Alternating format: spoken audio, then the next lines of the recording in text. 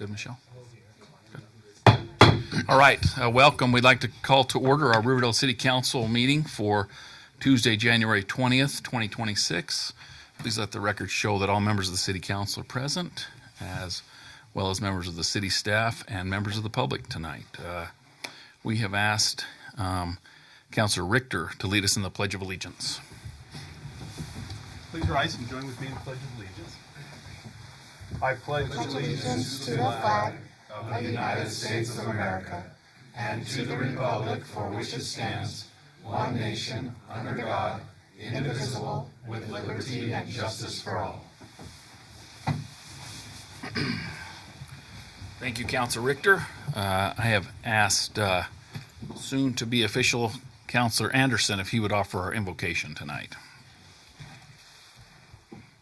Our Father in heaven, we're thankful to gather together tonight as a community and leaders within that community to direct the work of our city. We're grateful for the opportunity that we have to collaborate together. Thankful for those members of the public that are here in attendance. And pray, Father, that Thou will guide and direct us. Help us to be wise and thoughtful in the decisions that we make, to consider everything that's necessary to ensure that the direction that this city takes is one that is in the best interests of all members of our community. We're grateful for those who serve in our behalf, for the fire and the police and the other city staff members. We give Thee thanks for their efforts and pray that Thou will bless them and protect them as they serve in our behalf. Now, this time we give Thee thanks for all that we are, all that we have, and for this country that we live in, for the freedoms we enjoy, and the ability to come together to have constructive dialogue. For these blessings we humbly ask for and pray in the name of our Savior, Jesus Christ. Amen. Amen. Thank you, Councilor Anderson. We now have a time for public comment. We welcome members of the public here tonight. This is an opportunity to address the council with your concerns or thoughts or ideas. No action will be taken during the public comment portion. If you do come up to the microphone, please state your name, your city of residence, and try to keep your comments to 3 minutes. We have a lot of people here tonight, and in the interest of time, if your exact comments have been made already, don't feel like you have to fill the full 3 minutes. I mean, you can kind of agree with what someone else said, and that will be message well taken. So you're all welcome to speak if you'd like, but so we will now open the public comment time.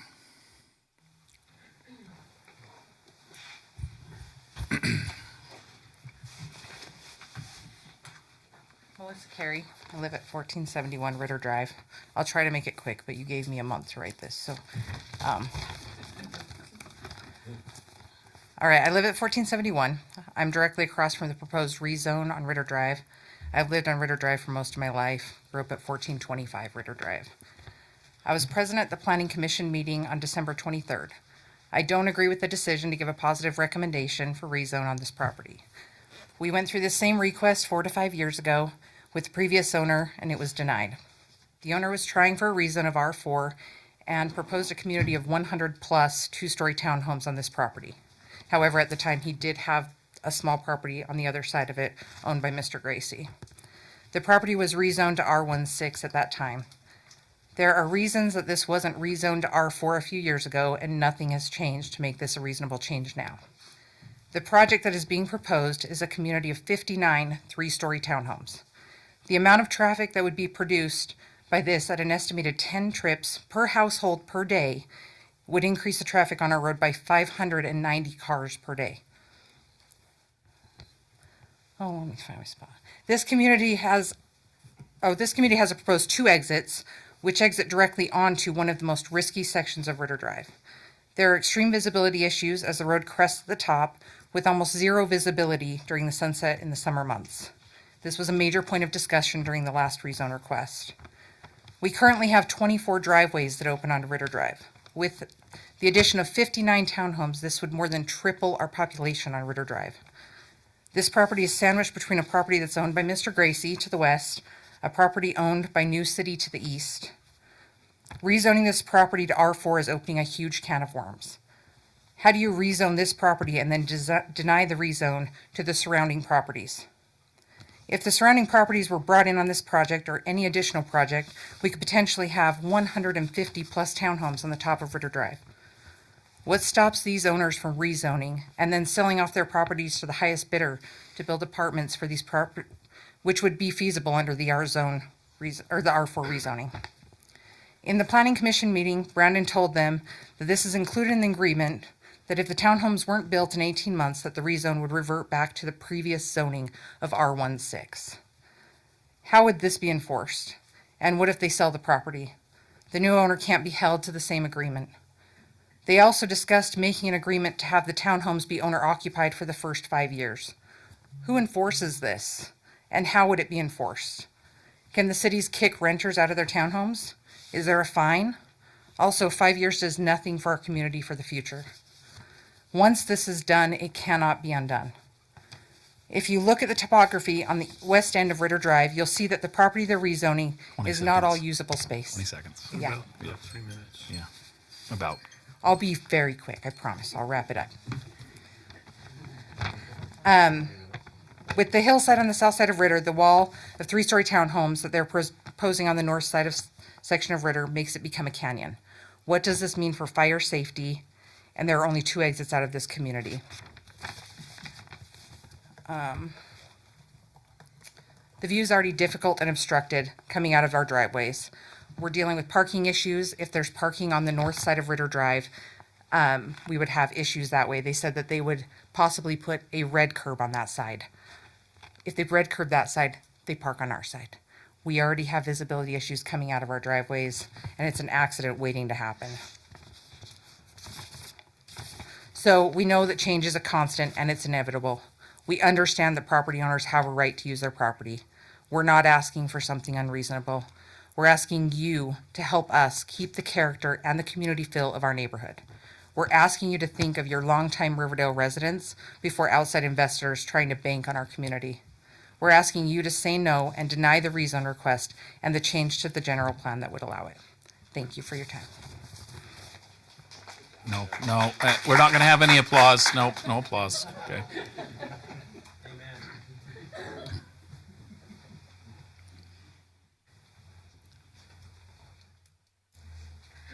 Hi, I am Janet Deshawn. I live in Riverdale. And first of all, I want to thank all of you guys because I watch every single city council meeting online. I watch everyone because I care about Riverdale. I've lived here for over 35 years. I love it. I've always loved Riverdale. So I care. And anyway, what I'm opposed to is amending the general plan at all. I've looked at it. It looks great. There's a reason why you make it the way you do. And I did some research and looked up the purpose of the general plan.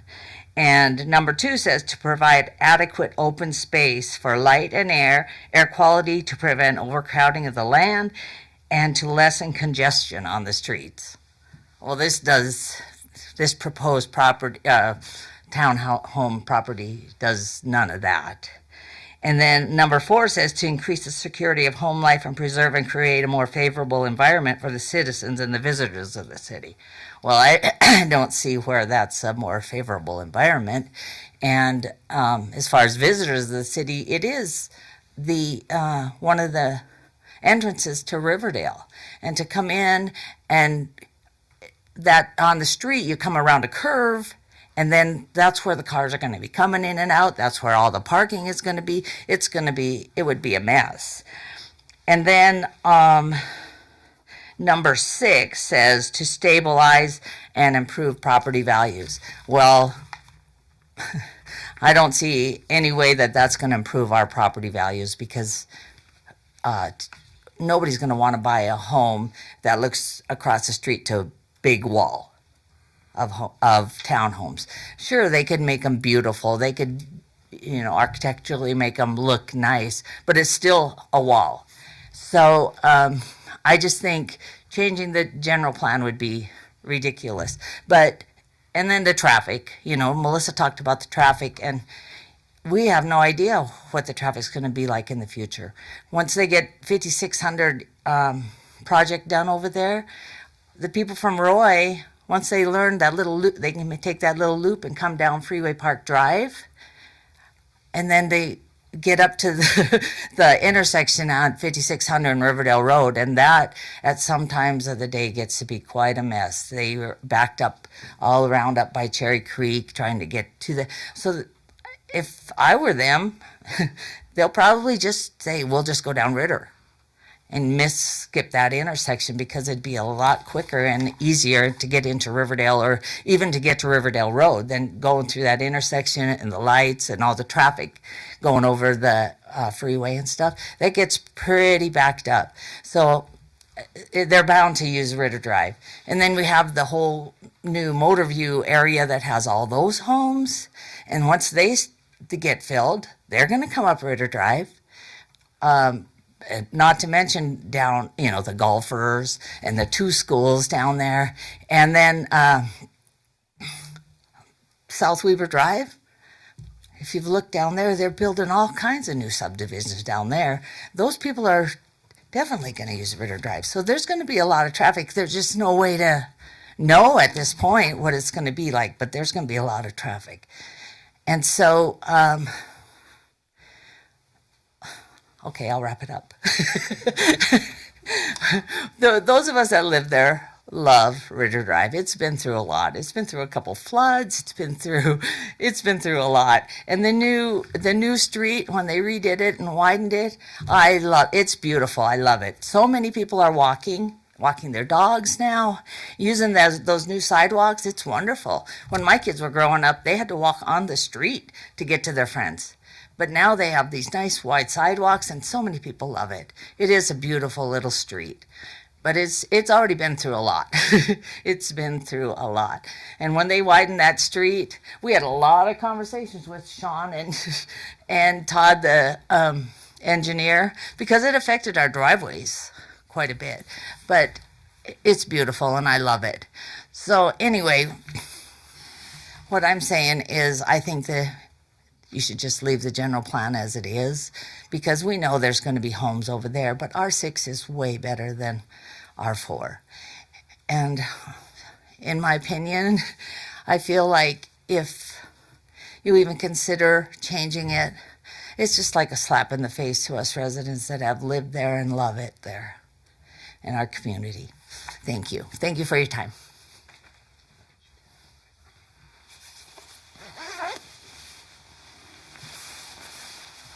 Hello, my name is Mercedes Garcia. We live on Riverdale, 4132 Parker Drive. We've been coming for a few times past few years. Our concern is about the lighting and the view at nighttime.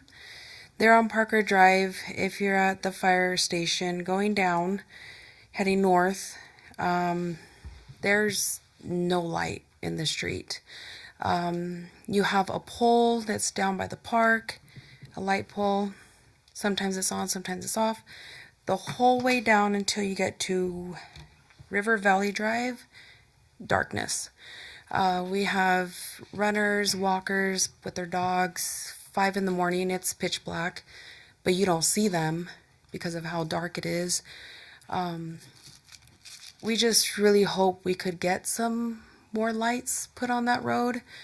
I don't know if maybe UDOT or the freeway could put something there and have it face Parker Drive. But yeah, it is very dark on that road. And we just asked to see any change of lighting, possibly at another pole. If anything, do we get the neighborhood to come down and support the idea? Have them sign petitions or something just to get a little more light on that road, because like I say, it gets dark early, there's no light, and it stays dark all morning. So yeah, we only asked if possible to get some more lighting on Parker Drive. So, address to be exact, 4132. You can't see anything. Thank you.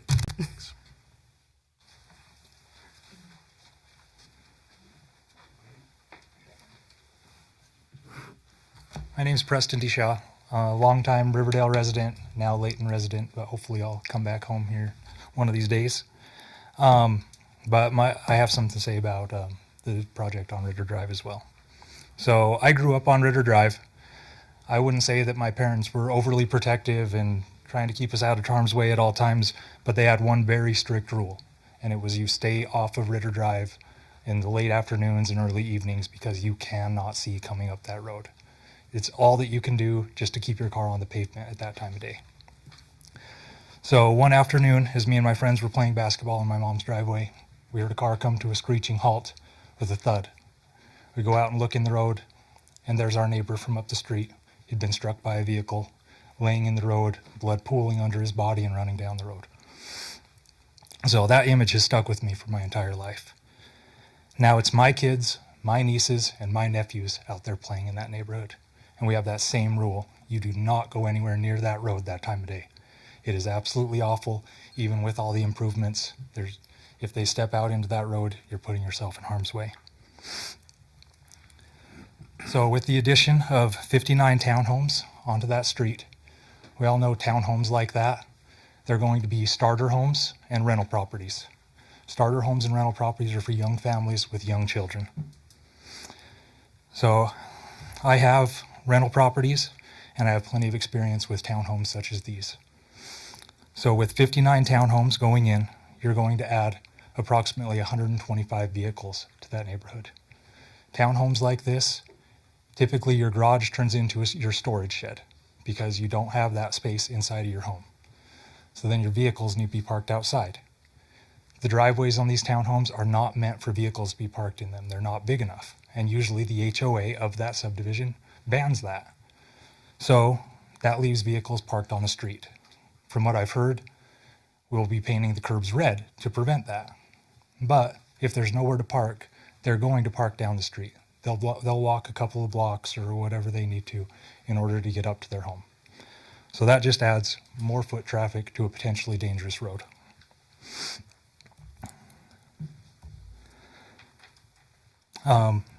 And then it seems like everything that we've been doing as far as the improvements in the neighborhood have been great. Ritter Drive looks fantastic. We've added in the homes from Coleman Farms. Now we've added in the homes down at the Motor View. Like my mom said, South Weber is absolutely growing. It sounds like we're adding a roundabout to the bottom of Ritter Drive at that 5-point intersection. All the construction on I-15 and Freeway Park Drive, it all looks great, but all of this is just adding more and more traffic. And everybody's going to see that Ritter Drive is that shortcut.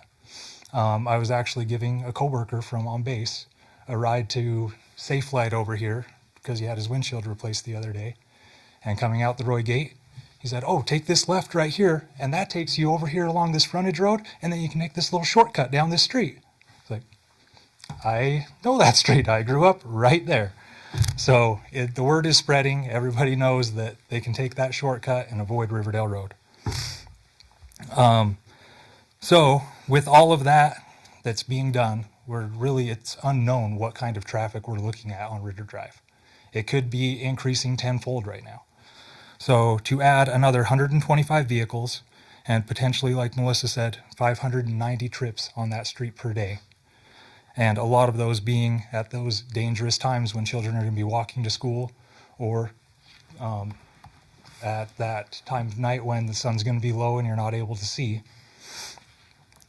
By adding those 59 townhomes and all of those young families, I don't know how we can properly assess that risk and assume that it's going to be fine for those families to live on that street.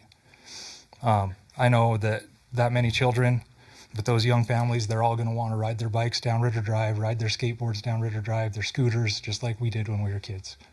But in those homes that are going to be a high turnover rate for rental properties and young starter families, they're not going to know that risk. There's going to be constantly new children coming into the neighborhood and not understanding how dangerous it really is. So thank you for your time, and I hope that you vote against it. Thank you.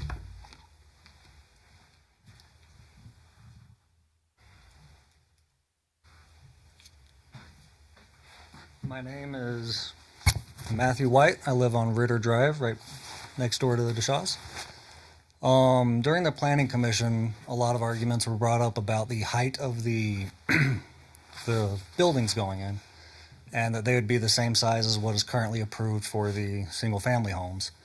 But the more I thought about it, the more I didn't like that, because the argument with single-family is you're going to be farther off of the street, you got a longer driveway, a front yard, and they don't go straight up. These are going to be a lot closer to the street, and it will be a straight to the maximum height right out of the gate. So I just wanted to voice an opinion about that, where that was something that people were standing their ground on. Same height, can't make that argument. Same height doesn't mean same building, doesn't mean same feeling, doesn't mean same result. It is a wall right next to the sidewalk. Also, I brought up an argument during the planning commission about the parking, mentioned the red strip, and they said they would take the red strip off of our side because I don't want to not be able to park in front of my house. But the more I've looked into this, the same argument that was just brought up, they will be parking wherever they can. I would too, which will end up being my side of the street that now I'm going to have people I don't know until I get to know them, but all their friends and family parking in front of my house and blocking my driveway and all that problem, which I'm just not really okay with. I don't want to have beef with neighbors before they move in or after they move in over where they're going to put their cars. That's most of my arguments right now. Thank you guys very much. And yeah.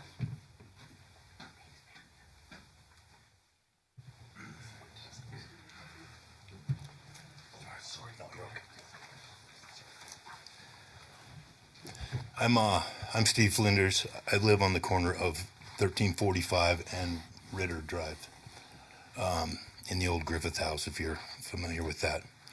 I know many of you on the council, and I know where most of you live. I know most of you live on the other side. Ritter Drive has quite a bit of traffic right now, especially starting early in the morning. I know that because it's I'm right on the corner, and I feel like this development or this proposal for 59 units is kind of a stack 'em and rack 'em kind of a proposal, especially with 3 stories going in on top of that hill already. I'm not opposed to development, and I'm not opposed to single family homes, which actually fits into what has already been developed. I think that the 3-story units with that many units does not fit our neighborhood, and it will change not only the face, but it'll change the neighborhood drastically. And so, therefore, I'm strongly opposed to this kind of development. I'm not saying that townhomes can't go in there. I don't think they need to be monstrosities and maybe a little bit bigger floor plans, that kind of thing. But I just want to voice an opinion. Appreciate your time.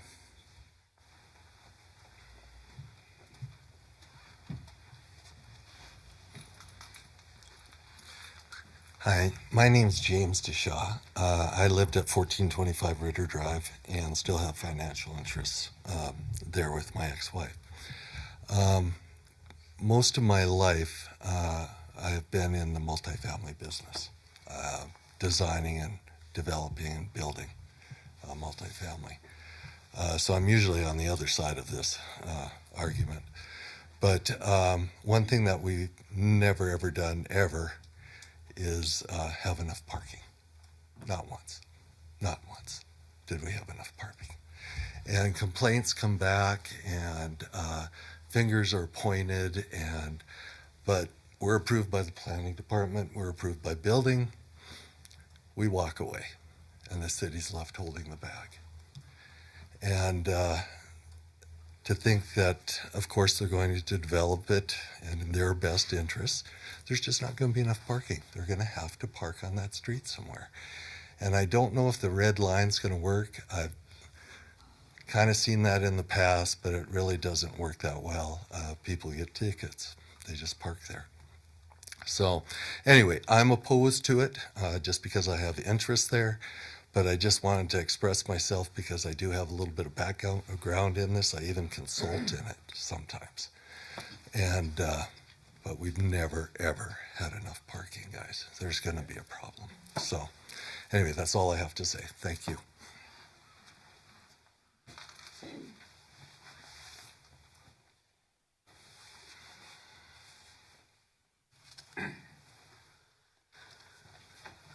Hello, I'm Mike Dunkley. I live right across the street at 1527. I bought the home 2 years ago, planning on this being my forever home with my young family, and been loving it. I loved Ritter Drive because as you drive down it, it's very much every house is different and unique, and there's kind of a culture of, it's not a bunch of same things right next to each other. And so hearing that they want to put in 59 townhomes across the street from me is not the greatest of things for me personally, especially where right now I can look out all my windows, see the mountains, see Weber State, see the fireworks on the 4th of July. But I also recognize it's not my property across the street. People can do what they want with it. But I do feel that it was mentioned in the planning meeting that in the past they were trying to do single family homes and that was turned down. I think that is a more reasonable use of that property. Having a bunch of single family homes that are separate, that have yards, that's going to give people an opportunity to grow a family in that area versus what's been said by others, the transitory townhomes. And I moved from a townhome. I know their purpose in life. As mentioned, parking, I strongly believe that as well. I think it was mentioned like 29 parking spots or 31 guest spots, but you guarantee every one of those townhomes is going to have 2 cars. If it's a bunch of roommates getting it, it's going to be 3 or 4 cars potentially. And so that's definitely an issue when that's right across the street from my house. The mention of red curbing, that is not cool for me to think that the rest of my life I'm never going to be able to park a car in front of my house or unload a trailer in front of my house. But once again, that's up to you to decide that. And I get it that things have to develop. So I appreciate those that have done a lot of research and put in the time on this. And I just echo that, let's do something more reasonable, something smaller, something not a big monolith. Also, there's 3 families or more living in that space right now that's going to get booted out for a crap ton of townhomes. And something that I've thought about recently is the east side of the property is about 10 or so feet lower than everything else. Are they just going to bring in a ton of dirt and have a big retaining wall on the edge of that property? Because there is the one home that's kind of down a driveway that sinks down. So if they're leveling it all, now we have this massive retaining wall on the east side that you'll see as you drive up the road. I don't think that would look good. So that's my opinion. Appreciate your time.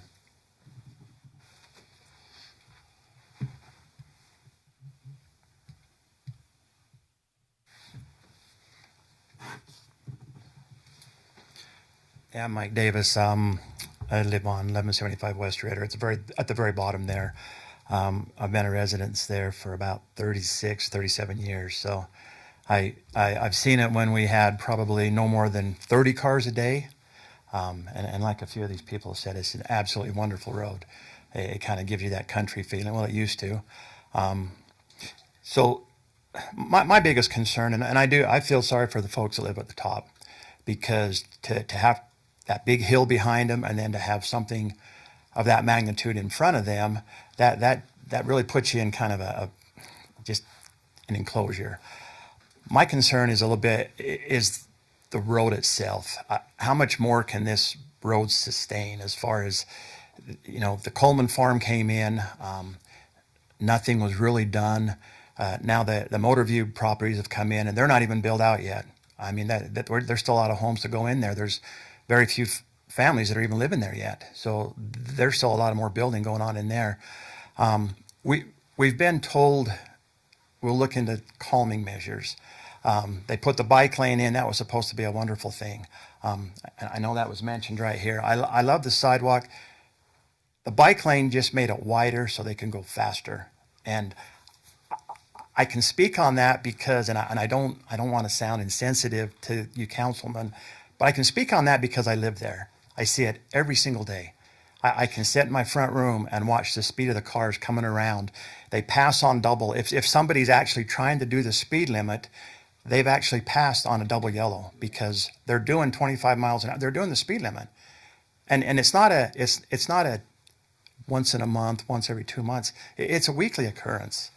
So if you're going to add this many more homes up top, and I mean, I wish I could lie to you and say I don't love it. The homes in Coleman Farms, I was opposed against it, but they're wonderful people. I'm not opposed to growth if it's done with some serious concern and thought as the existing residents that live there. How is that going to affect them? I'll be real brief. I worked at a utility company for 36 years. From Centerville to South Weber, I was at every city planning commission. Whenever there was anything new development, commercial or residential, I had to be there because I signed things up. At the beginning of every meeting, the city council would ask, how does this affect our existing residents, whether it was commercial or residential? Many times they would look at the plans, they'd look at the plans, realize that it was going to affect them heavily, and they would be asked to go and revise it, to redo it, because they weren't willing to put that burden on the existing residents. And we've got people that's lived on that road, it sounds like, a lot of their life. And although there may not be that many, you know, some of you members in your neighborhood, you have hundreds around you. We've only got, 15, 18, 20 people.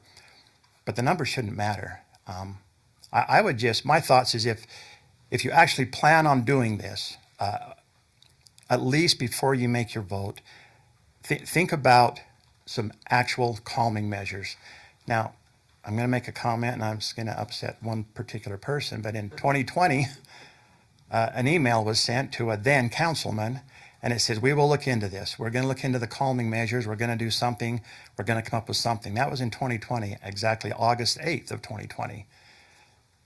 That councilman that emailed me this has now moved up a little bit. The only thing I've seen is bike lanes. They don't use the bike lanes. 3 days ago, there was a group of 20 bikers riding up. There was 4 cars behind them, honking all the way up the road. And here's an empty bike lane. And here's a group of, I don't know how many bikes. So the bike lane, in my opinion, it was a good gesture, and I appreciate that. But it didn't calm anything down. It just made the road wider for them to speed a little bit more. You know what, I'll be real quick. I would just ask that, in your mind, just think about, I don't know how long you guys have lived in your existing homes, but just think of tomorrow morning you woke up and somebody told you, hey, we're going to put a whole bunch of high-rise townhomes across the street, and we're going to bring in an existing 120 cars going to be driving in front of your house and stuff. Just at least some consideration, and I appreciate your time. Thank you.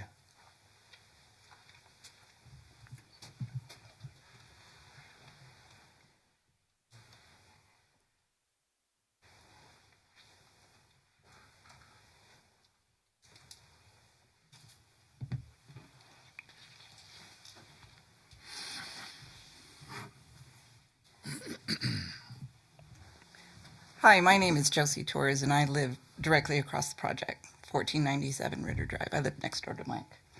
Mike moved in.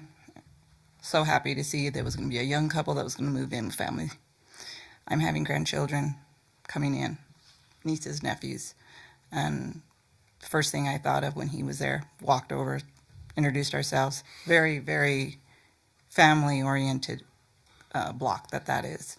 There's a couple of houses down the block. I know we had people move in and move out, and then we've had the people across the street, and like he said, they're going to be booted out. But I was here when they opened up that road. When Lee and Ann, I'm sure you're familiar with, he was the mayor for quite a few years and lived there next door. He made sure that road stayed closed because the traffic was so bad. And at that time, I just couldn't believe they were going to open it. I know you guys proposed that you would make the street to where it would narrow it so that the cars wouldn't go so fast through there. That's never, the moment you open that road, it has never slowed down any traffic. The idea of having that many town homes or homes that with a building that big and us lodged between 2 high areas, our back wall to Hill Air Force, and that it scares me. I mean, I can't even begin to think of the hazards. Constantly every summer we do our barbecue in the back. We've got to make sure there's no fire, there's nothing, because, you know, that's considered during that time of the year. So I had thought to myself, oh my gosh, if there's ever a fire and we have those buildings in front and us behind the wall, the traffic trying to come in and out, the fire department being there. I mean, and you know, that road right there, everybody comes through, cuts through, just like anybody else has mentioned. If you live there, you know nobody takes going around to Riverdale down the other side, down the parkway. They will always cut. Hill or Forest people, everybody would cut through there. Trying to back out of your driveway was, and still is, and is worse. In fact, just like he said, they're supposed to not pass you. I literally have went to go turn into my lane, into my driveway, and they have tried to pass me on my left side as I'm going into my driveway, because they will not slow down, because they're the speed limit is that limit, but they will not slow down. They will not wait for you. So thinking of having kids there, those families, and like you said, that's their property. They can choose to do what they want with, but I think it takes the integrity of a residential road. It's now turned it into more of a business access road. I mean, it was a residential road when they kept it one way. And I know they had proposed also at one point a care center. And we thought that would be great, that would be fine. But when they went off to now with putting in these high-story buildings and bringing in all these families and the traffic, and like they said, it's the highest crest there is.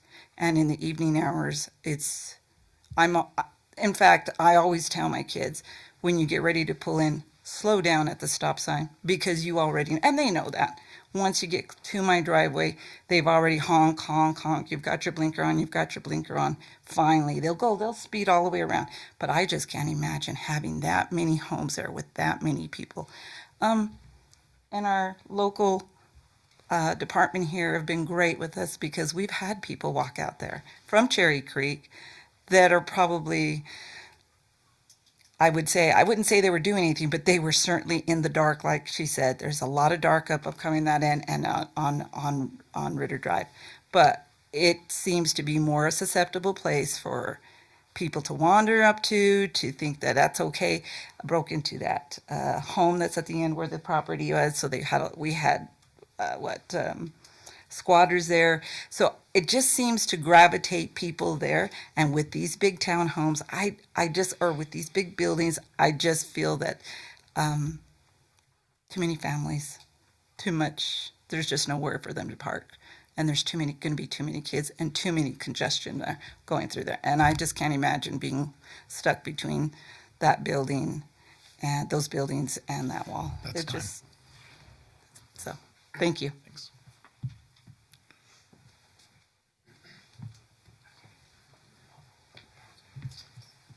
Hi, I'm Stacy Davis, and I live at 1175 West River Drive, Mike's wife.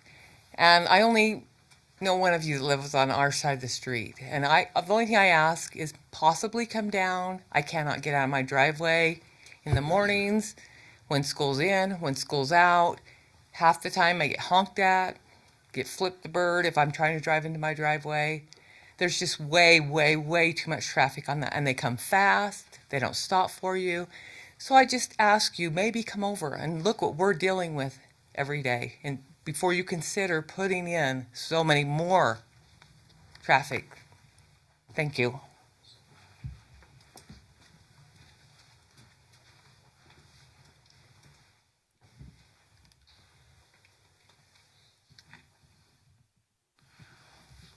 All right. One last chance for anyone else that would like to get up. Okay. Well, we do appreciate your comments. I know that it's hard to get away and come to meetings like this, and we appreciate the public's engagement. I sat in your shoes about 18 years ago in a meeting and got up to the microphone, and I remember my heart was pounding. Very nerve-wracking to get up there and make those comments, and so we appreciate you coming and sharing your thoughts. So thank you very much. And with that, we will move on to our next section, the presentation and reports. Number one's the mayor's report. I don't have anything for this meeting tonight, so we'll move on to city administration report. Mr. Brooks. Thank you, Mayor. The department reports are in your packet. I have a number of them here tonight. Does anybody have any questions on something that might be in any of those? I had a question on the sales tax. Okay. Do you feel like the dip we're starting to see the impact of 4,400 being closed? Cody, you want to address it? Come or- on up to the mic. Come on up so the people online can hear you. It's hard to say, like we're still up for the year if you look at that, and a lot of it, like the next 2 months are really going to be telling because that's when we get the Christmas stuff. So I don't think we really know the answer to that. We should be getting the December distribution, which comes in January here any day, and so then I think we'll have a better picture of if that really impacted us, and if so, like how much. But if you look at like the November distributions, like we're right there. And even the December, we are actually up from previous years. So I would say no, there's no indication of that right now. But we'll have to see what the January and February distributions for November and December show. So The holidays, it'll start reporting next month. this month and then next month, because they have, so like November ends, they have December to file their tax return with the state, and then the state has 20 days or 30 days to process it and send it to us. So it's really 2 months in arrears by the time the city gets it. Okay. So Thanks. We had that conversation just today, Cody and I did. It's kind of a double whammy that we've been anxiously awaiting this report for two reasons. One is to see what impact Trader Joe's would have on the budget, and then obviously Christmas. So it's just one of those ones you're a little bit nervous waiting for, but we're anxiously looking forward to it. I think it's actually going to be better than I thought, but we'll find out when we see the numbers. Any other questions on any of the other reports from the staff? All right. The one chart that I was going to point out was the one that I always point out every month from Cody, and he kind of touched upon that. But again, so far what we have has been positive. So we continue to be higher than what we've been, and we're back to 20, 21, 22 numbers. So and we're actually exceeding those, and that's where we were the highest. And then we took a dip, and we're coming back. So I'm looking forward to seeing that. One thing that I would point out, I don't know if you saw the community center, and I wanted to just point this out for a specific reason. Rich has, his stats in here every month, but there's a little picture of some indoor hockey. I don't know if you guys were even aware of that. He started a new program, which is kind of unique here in the valley, really. And we're getting a lot of participants from outside of Riverdale that are wanting to participate in that, and it's growing. He's made some connections with the local hockey team down in Salt Lake, but done a really nice job.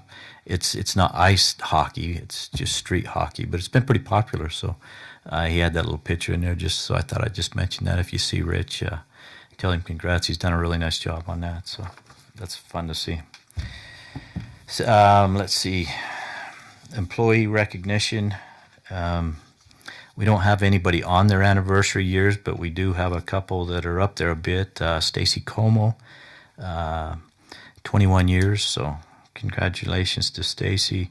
We've also got our two prosecutors, both hitting 9 years, and Mr. Carden himself is in here tonight at 7 years, so congratulations to all them. Staffing authorization, it's kind of nice to see that each month and to finally see numbers filled in there instead of all the red ones that we had for so long. So we're encouraged by that, and obviously you saw in our last meeting we've finally gotten staffed up both in fire and police. It took a while to get there, but all good signs.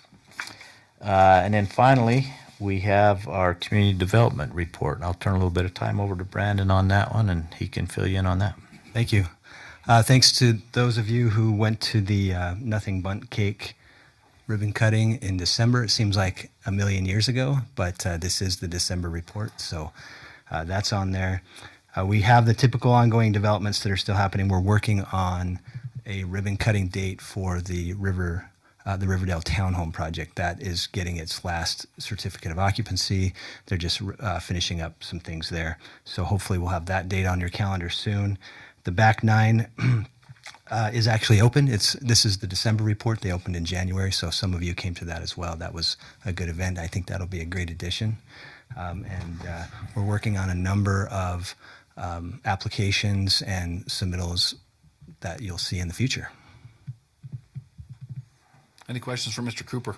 I had one comment. I underestimated that back nine place just a little bit. I think on the social media it got like 150 likes, and Sunday at church, everybody was talking about it, how excited they are. So they've been to it in St. George, I guess, and it's I think it's going to be kind of neat. So anyway, good job getting that here. Yeah. Yeah. That's all I had, Mayor. Okay. We will move on to item number 3, the swearing in of newly elected council member Kent Anderson. Ms. Maragoni, you're going to take care of that for us? Okay. Yes. Get over here. She's the boss.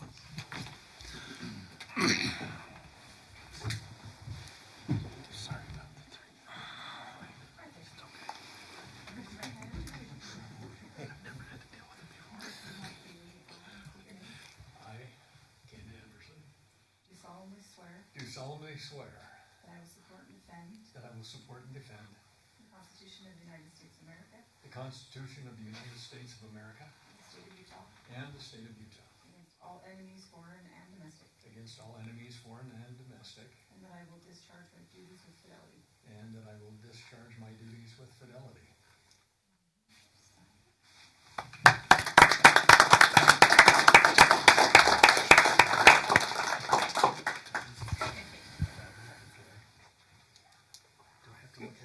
Sure. There you go. You have like a movie star voice when he did that. I solemnly swear. I asked her earlier, I said, so when she says, I state your name, I state your name. She said, no, no. Well, we welcome Councilor Anderson aboard. We're happy to have him. He's got a lot of experience on the Planning Commission. Hopefully our meetings aren't going to be like this going forward. We do like the public here, but this is a little different for us. So we hope to have some nice, calm, smooth meetings going forward. To be honest with you, I was hoping that this would have already been resolved before I came. Yeah. Okay. Let's see. We'll move on to the consent items. The first one is the consideration to appoint Cody Hansen to the Planning Commission. Many of you probably know Cody. He served as a city council member a few years ago, and he was also on the Planning Commission once before. And I served with Cody, and he's a busy guy, and I appreciate him being willing to take a little bit of time and sacrifice and be on that Planning Commission and fill that role. We have a little bit of a newer Planning Commission right now, and we've had a little bit of turnover, and he will bring some experience and some insight, I think, that will be valuable to them. I told him he didn't have to serve for 4 years. This term is actually going to end in 1 year. And so that's even better for him. Like, I wasn't sure when it was going to end, and so we'll give him a trial run. And at the end of that 1 year term, when the previous person's term ends, then he can make a decision whether he would like to continue on or not. But with that, I would like to recommend Cody Hansen for approval to the Planning Commission. Mr. Mayor, can I make a comment? Yes. I am related to Mr. Hansen, and Really? so I will recuse myself from participating. Okay. Thanks. I think that's good. Any other comments or questions?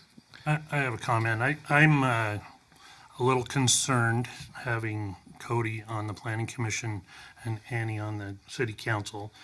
Years ago, I was on the City Council, and I came to the Planning Commission and actually addressed the Planning Commission.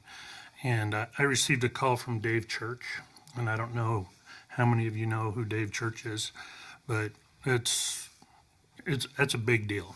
Like I was like, this is a joke. You know, Dave Church wouldn't call me, but he did, and he explained that the Planning Commission shouldn't have any influence from the City Council, and Cody and Annie have a ton of city background. Their dad used to be the city administrator here, so city business has been a conversation at their dinner table for a long time, and I know that their dad has asked them not to do it with him anymore because he's in a position that he doesn't want to deal with that stuff anymore.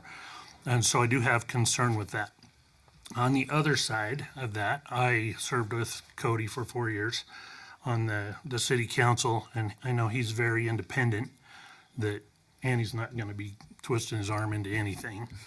And so I would make a motion to appoint Cody Hansen to the Planning Commission. Okay, we have a motion. Do we have a second? I'll second. Motion and a second. Any discussion on that motion? All in favor say yes. Yes. Yes. Okay, is there any opposed? All right, that passes unanimously with Councillor Hansen abstaining. Thank you. All right, we're happy to have that. Thank you, Cody, for being willing to do that. The next consent item is to review, update, and approve city council assignments. This is mainly to approve the appointment of Councillor Stevens to the Mosquito Abatement Board, and everyone else will just kind of remain in their assignments as previously assigned. Is everybody okay with that? Councillor Anderson, I don't think Stacy had one. He was seniors, but I was going to take that over. Okay, so we'll move that actually. We'll move seniors to Councillor Hansen, and we'll watch for something to come up for you to participate with then. So any questions or comments on that? Okay, we would need a motion to approve those assignments. So moved. We have a motion. Do we have a second? Second.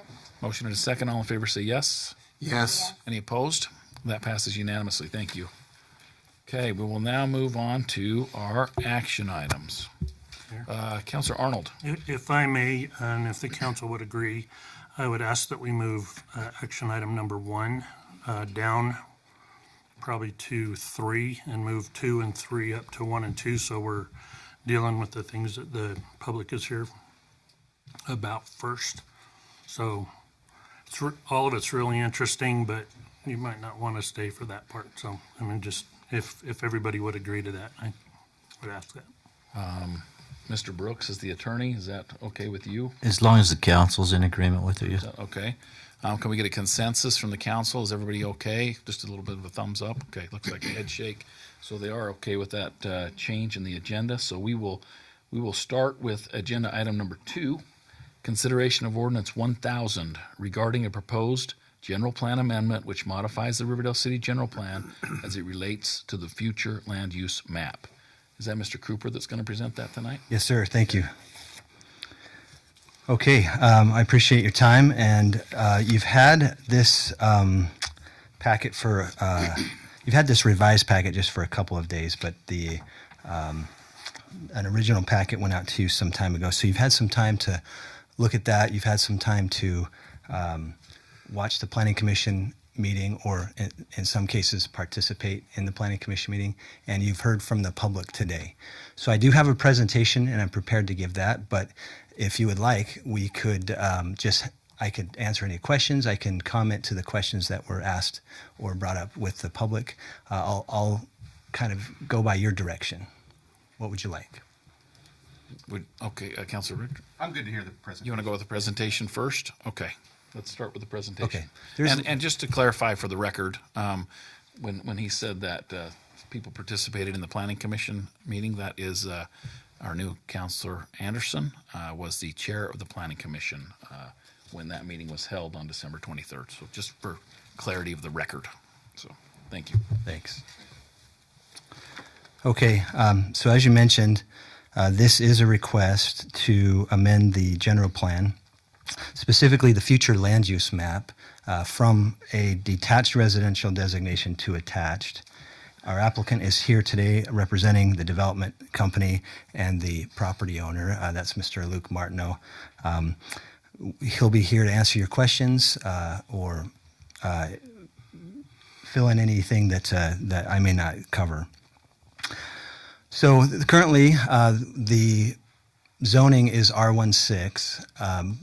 The general plan does two things. It establishes or helps establish the existing zoning, but it also designates a future land use map. That's part of the general plan.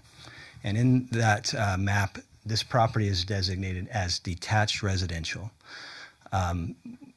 What is also included on this map is that second circle to the right. It's barely readable on this picture.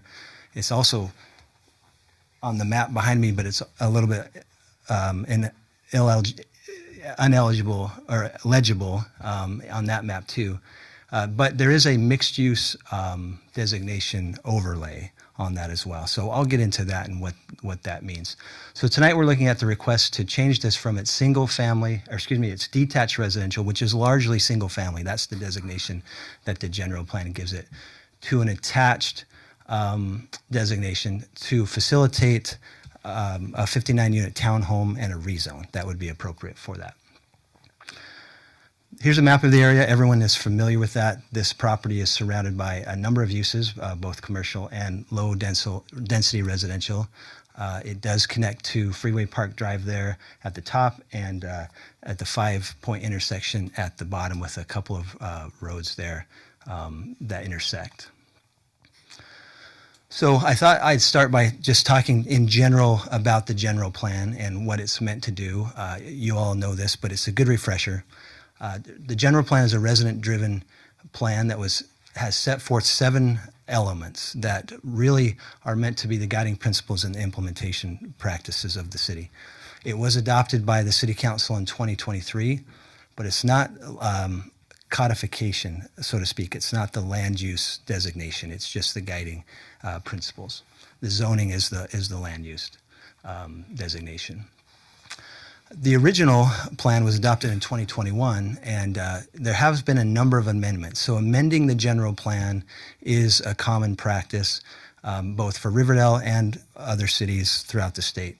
And that's so that the current zoning and the general plan that kind of predicts and guides the future are not in conflict. When you get applications like we've received that conflict with the general plan in any way, then the council has an opportunity to amend that based on certain things.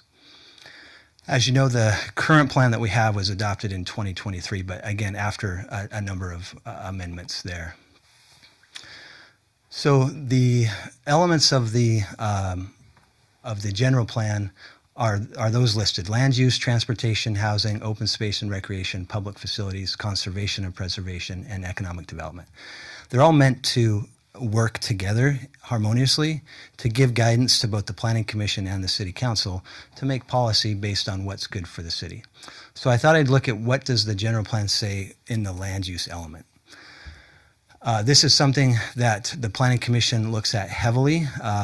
As the City Council, you are the legislative body, and so there are other considerations that you can make outside of just the general plan consideration. But this is what the Planning Commission looks at and what the staff looks at specifically.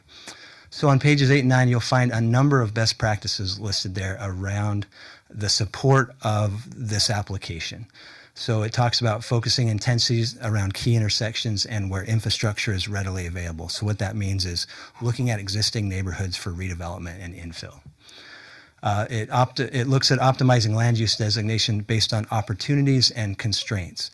So that's an interesting notion given the legislative action of the City Council, because you have the ability to look at the economic condition of the city, the economic future of the city, what land has done in the past and possibly can do in the future in terms of its opportunities and constraints. It talks about stepping intensities down progressively away from major development. I think that's reflected here in this request. Balance land use based on current and projected, that's supposed to say projected demographic information and market trends. Again, the ability to think about the future sustainability of the city and how the land develops in terms of supporting the needs of the city and its tax base. There is a specific designation there in the best practices to rezone properties for higher density or moderate income residential development in mixed use zones. As I mentioned, there is a mixed use overlay here. And so again, the whole general plan in essence is, I think, guiding the city to look at where it makes sense to do exactly that. Look at higher densities and where they're most appropriate. The general plan and the feedback that the public gave during the general plan process preferred townhomes over apartments when you look at increased density. It doesn't prohibit either, but the general preference of the public during that time was townhomes where appropriate. And then again, it reiterates the need for increased density in appropriate places. The transportation element discusses this as well in terms of where to place that higher density. And it's identified Ritter as a corridor that has been planned for future bicycle and pedestrian improvements. And that connectivity that has been talked about tonight and is evident in terms of our road network. It's classified as a local road. Wasatch Front Regional Council looks at its future average daily traffic is about 2,800 cars a day over a period of, I think that's 2038. So there will be increased traffic on this street, no doubt, given some of the comments tonight, which I agree with, as well as just the nature of how people are moving and what's developing in and around the area. The transportation element emphasizes that higher density residential development is most appropriate in those areas that have those transportation connections, that have those improvements that have been made or being planned to be made. Proximity to employment services and community commercial centers, which this location is in terms of its adjacency, and then access to develop public infrastructure. So the road itself was built to support additional density of traffic and development based on some of the infrastructure improvements that were put there when it was widened. The housing and moderate income policies are probably the most kind of persuasive in terms of looking at higher density in certain areas. So that element encourages the city to rezone certain property to higher residential densities to facilitate the production of moderate income and affordable housing. It's hard to say, we talked about this in the Planning Commission, it's hard to say what is affordable, what isn't. We can get into that if you have questions about that. But in general, having a variety of housing types gives options to folks, especially at different price points. And so that generally helps with affordability at a macro level. Housing types and densities are necessary to meet economic segments and diverse community, and so that helps the income mobility in the city. It helps with people, as I mentioned, have options with their housing choices. Infill and redevelopment areas within existing infrastructure are appropriate. So I think we saw that in terms of this proposal and this location. And additional rezone requests of property that may accommodate and support opportunities for more housing would be considered between the time the moderate income housing report was done and 2027. So there was some anticipation that these types of requests would be implemented. What does the general plan say about the compatibility with neighborhood transitions? It doesn't prohibit multifamily residential development within areas designated as detached, but it does emphasize the importance of compatibility in scale and form, which was talked about a lot tonight, design, and then just how those transitions happen between more dense and less dense type of areas. That element explicitly supports those transitions and multifamily development being compatible. That's a big emphasis. And then applying zoning standards, so not just the zone, but the standards of the zone, to help mitigate how those relationships work. So the general plan designation of detached or attached is different than the zoning, and then the regulations within the zone actually drive what the plan looks like. So we're not talking at this point about a site plan or about what even those zoning designations might look like. We're talking about the appropriateness of scale and density in this area as it relates to the surrounding area, the infrastructure, the access, and the road. I thought this is a new slide from what I presented to the Planning Commission. As I looked at this a little bit closer, I wanted you to understand what the current baseline is today. If the council was to do nothing, what could happen to this property today? As was mentioned, it was currently zoned R16, and the general plan designates detached single-family homes essentially. So those two things are compatible. R16 is a single-family designation. It has 6,000 square foot lots as a minimum with 8-foot side yards. It's an 18-foot max, so 10 on one side, 8 on another. There's a 35-foot height limitation, and in the R16, you can build an accessory building.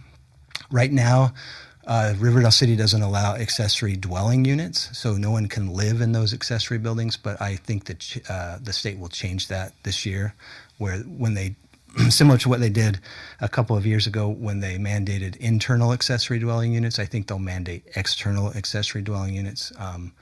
And so currently, you could build single-family homes in an R16 and have accessory dwelling units in the back, or accessory buildings in the back with the potential of accessory dwelling units.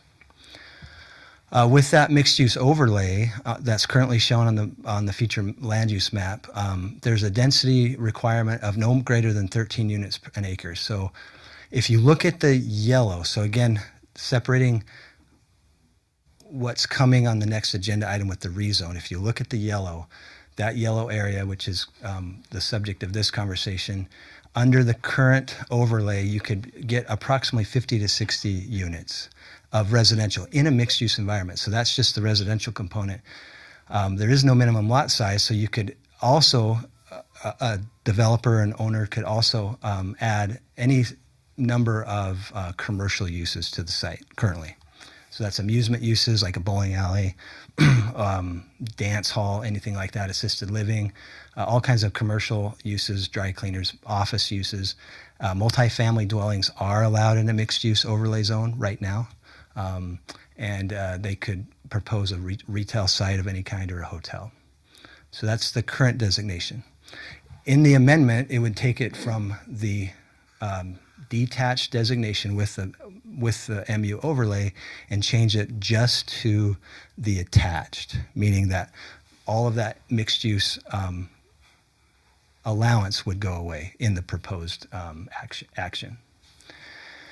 And then currently also allowed in the R16 is cluster subdivisions. So what that means is that you can build single family and two family homes no less than 25, so it has a minimum restriction.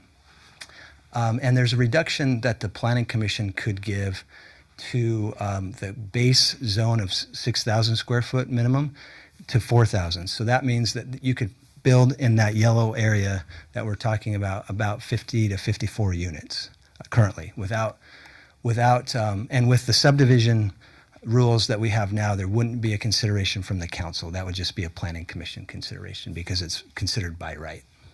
And that also would have a 35-foot height restriction. So I wanted you to understand kind of the span of what can be built currently with or without council approval and what the applicant is proposing in the upcoming rezone request. That is a 59-unit townhome request compared to what potentially could get built, which is a number of things as I've highlighted there. So what did the Planning Commission consider in their review? They considered a number of things. They considered the consistency with Utah code. So there's a lot that goes into that, but noticing requirements were one of those things, and whether or not an amendment like this would give clear policy guidance for land use. That's important.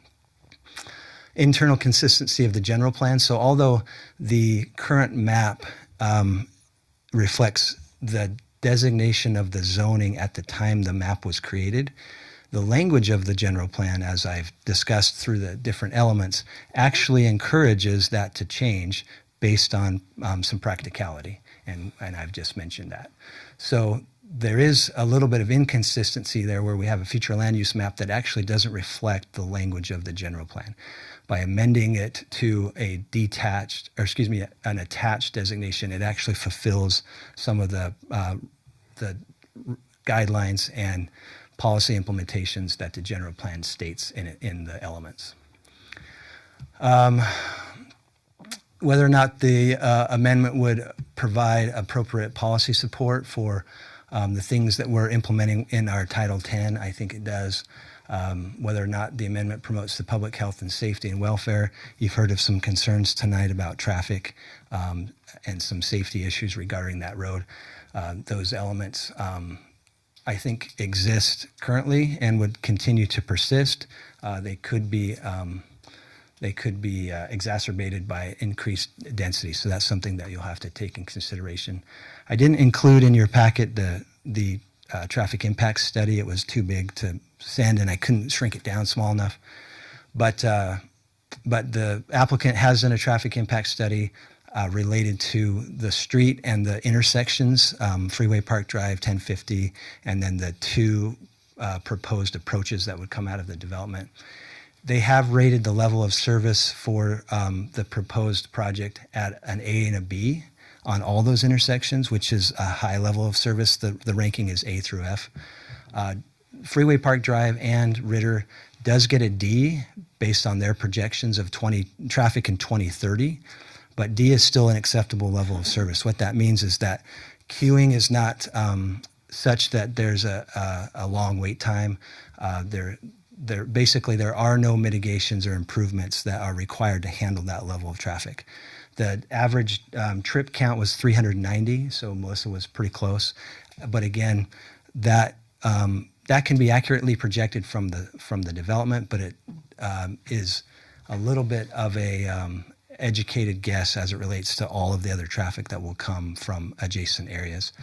They did look at Wasatch Front Regional Council traffic data to look at what that traffic looks like over time, which is why they gave the intersection of Freeway Park Drive and Ritter a D in 2030.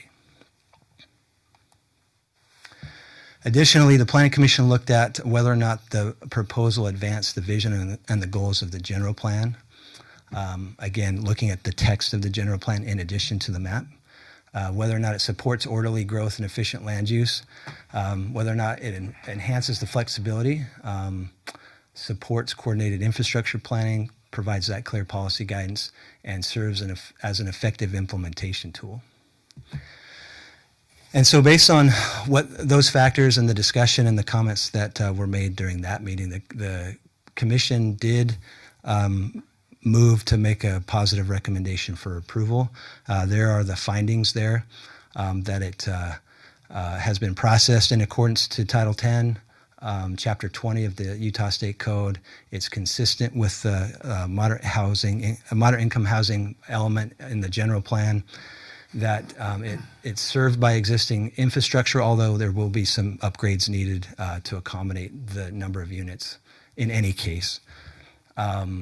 It's consistent with the general plan's transportation and mobility policies.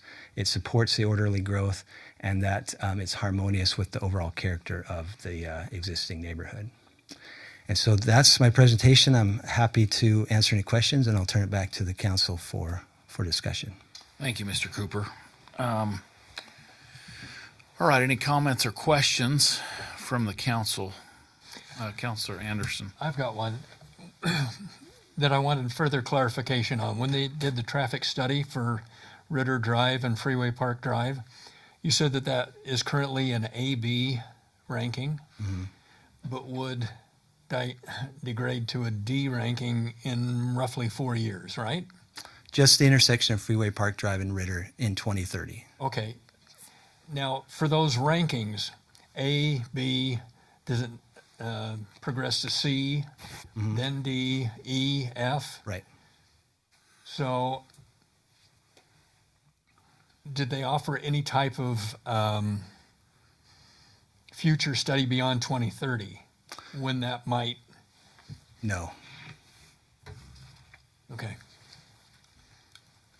So just to reiterate, levels A, B, C, and D are acceptable levels that require no mitigation or modifications to the current road system. Level E and F would require some type of modification. And because nothing was labeled E or F, they didn't provide any suggestions as to what that would be. And E and F would be something that the state would intervene and process that, or probably not engage that, or would it be the city that would need to address that? Probably the city, because where the traffic degrades the most, Freeway Park Drive and Ritter, that would be a local road intersection. Okay.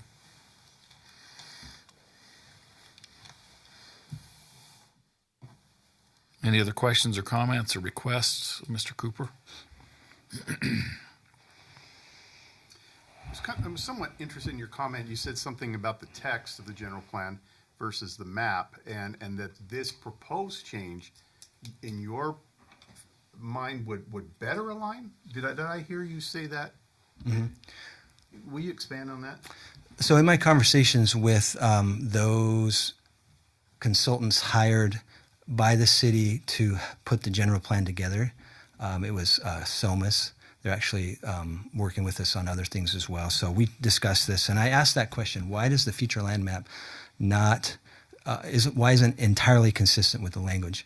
And what I was told was that during the time the general plan, and those of you who were here might have some additional insight.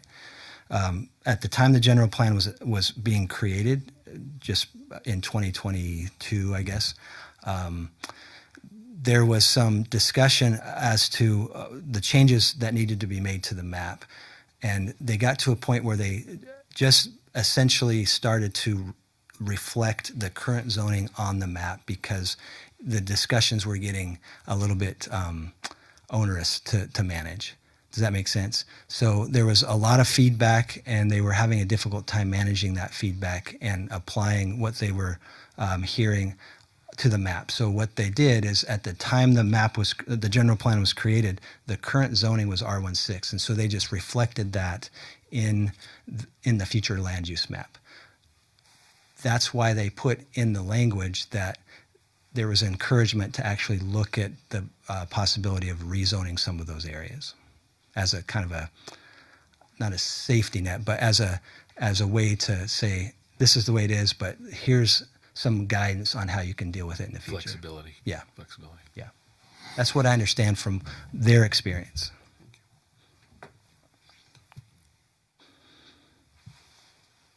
Anybody else? Councilor Arnold. Going through the motions on the planning commission, first of all, in your planning meeting, you directed the planning commission to the general plan would have to be updated before the consideration for the rezone could be considered. It's in the minutes that way. Mm-hmm. And then we came down into the meeting, or the planning commission came down in the meeting and said, we did a joint hearing, public hearing with both of them, and then considered them both. And then the recommendation for the rezone is right on top of, in spite of the general plan, we're going to recommend a rezone. And it's like the directions and the planning commission went right against what you directed them in your pre-planning meeting. So I don't understand how the rezone was even addressed without the general plan being amended. I'm not sure I quite follow you, but let me see if I can answer. On the planning commission meeting, in the pre-meeting, you explained to the planning commission that the general plan would have to be amended before the rezone could be considered. Then they did them both at the same time and had two motions on top of each other and had a motion to recommend a rezone in spite of the general plan. Because one of their comments is in that it worked with the general plan, but it hadn't been amended yet because they're a recommending body. I don't understand how that meeting was off the rails. One of the things that you told Commissioner Anderson, who's Councilman Anderson now, is that anytime that a rezone is done and that they would have 6 months to do something, have some sort of site plan in, that if they didn't, it would revert back to the original zone of R16. But yet, that's not the case. That's never the case. I mean, they went from A1 to LAT, nothing happened, it stayed LAT. It went from LAT to R16, nothing happened, it stayed at R16. Now we're talking R4, which we're planning or talking about a rezone. They do have an application, which is a plan. They submitted a site plan that we're looking at. But once we go to the R4, they can do anything they want. They can sell it. It can be anything that fits, like you said, a bowling alley or anything. And to look at what's going in there, I want to bring up, is it called River Walk or River Well? The townhomes behind Chuck E. Cheese? River Well, I think. River Well. Yeah. Yeah. So I think there's 42 units in there. 45. Is there 45? Yeah, I was counting half and my wife counted half and then we added them together. So I think we had a discussion during the count as well. But, you know, the thing is, I talked to Chief Hennessy and I said, what if there's a fire in that thing? And he's like, you know, they have fire suppression and things like that. But he can't even get his truck in there. And he said, and that's if they don't have an EV in their garage. Because if something, you know, that battery goes up in the EV, they're just going to be kind of, I don't even know if you can spray water on it.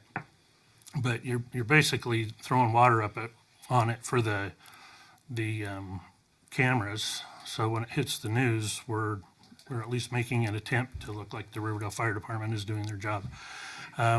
Also, I went to the open house. Yeah, well, let's stay on Riverwell.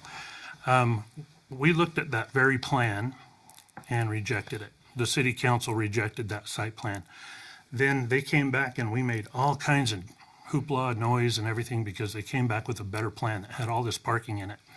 And so we passed it through, and I think Councilor Stevens was the only one that said no, and I'm going to applaud you for doing that. Nothing in that site plan is what we approved.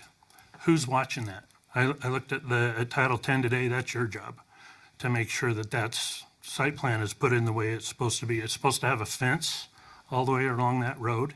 It's supposed to be red curbed all along that road. It's supposed to have all kinds of parking on the inside of that thing, not there.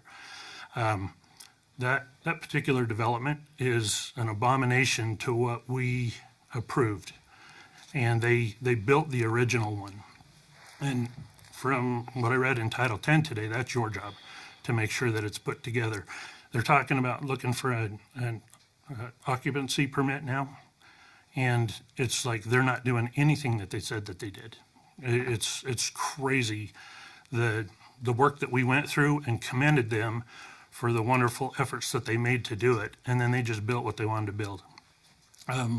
Talked about affordable housing. Those units are $2,400 a month. I do not consider that affordable housing. Those are all rentals, you know, but it's $2,400 a month.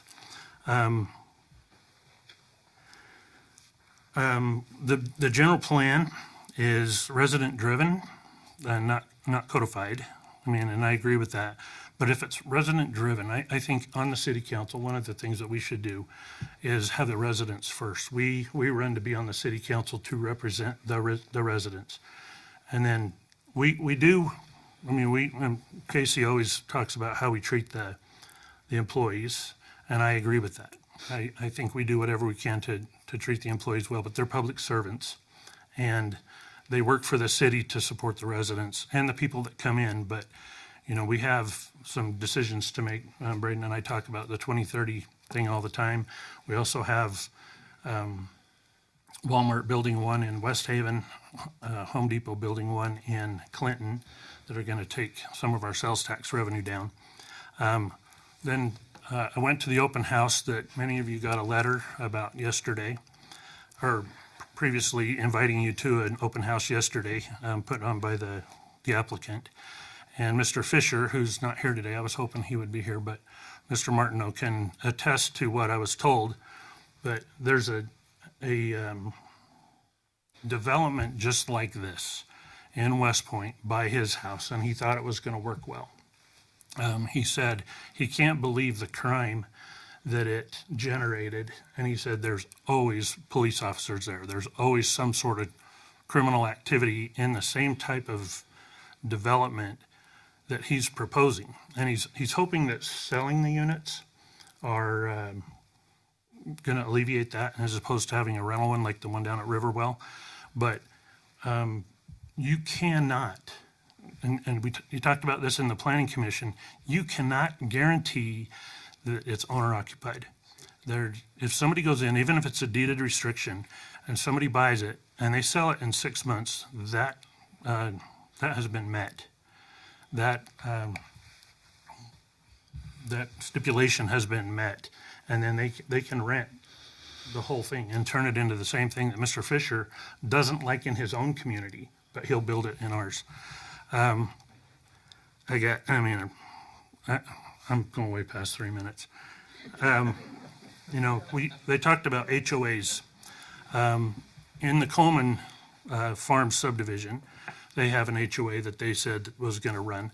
Richmond American Homes still operates that HOA. It's just another revenue source. They don't do anything with the HOA unless the city or somebody calls them about the things they're supposed to do. Nobody can enforce that. If you go down, what do we call the business condos just down 1500? What do we call those? Business condos. Business condos.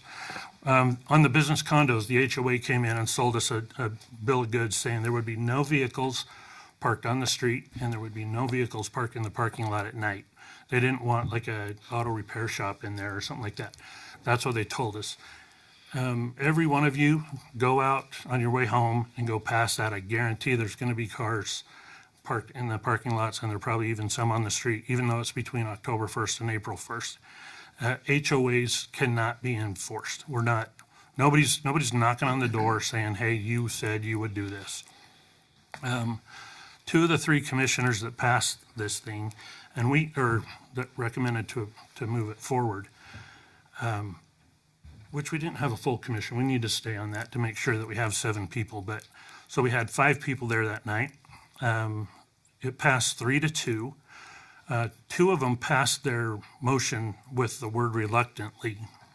And I don't understand why we would reluctantly move something forward. But 2 of the 3 commissioners made a comment that they would go past the general plan to have affordable housing for their children. And I don't understand how people would have a personal gain out of this to have their kids live in Riverdale. There's one truck that's parked on Ritter Drive always. The guy parks it there. I don't know if he leaves it there at night, but he parks it on Ritter Drive, and it's a traffic calming measure. It's right in the bike lane, right on the turn. When he pulls out of his driveway, he's got split seconds to determine whether or not he's safe. And so he parks his truck on Ritter because that corner right there, Ritter Drive is not just your normal local street. I mean, it's serpentined, like they were talking about in the sun. When you're coming up at certain times of day, you're literally driving on autopilot hoping that you're staying on the road. It's not the same road, and people should know that. Some of the comments you were making aren't true. The mixed use is right on the corner of Ritter Drive. I don't even know what's in that building. You know what businesses are in the building on the corner across from Mr. Gracie's house or property? But That's a mixed use designation as well, but it also applies to this property. No, that is the mixed use. If you look at the map, that's the mixed use is that property. There's 2 designations. They're different. Of mixed use? Yellow with the black mark? It's a black hash mark over the red, and then the There's yellow. no red. The one I'm talking about is yellow. So this is Mr. Gracie. Michelle, can you bring that map up on the screen? I think it's back a couple on here. I can just get to it maybe. Yep. So everything in that circle, all the subject property, it's hard to see, but that that white hash mark that is to the left of it on the Gracie property and to the north of it on the apartments extends down to this property. And then the black, the black is the mixed use non-residential. So there's actually 2 mixed use overlay designations. So there's a white going through some of the yellow? Yeah, it's hard to see. You're right, I can't see it. There's a plus like straight up.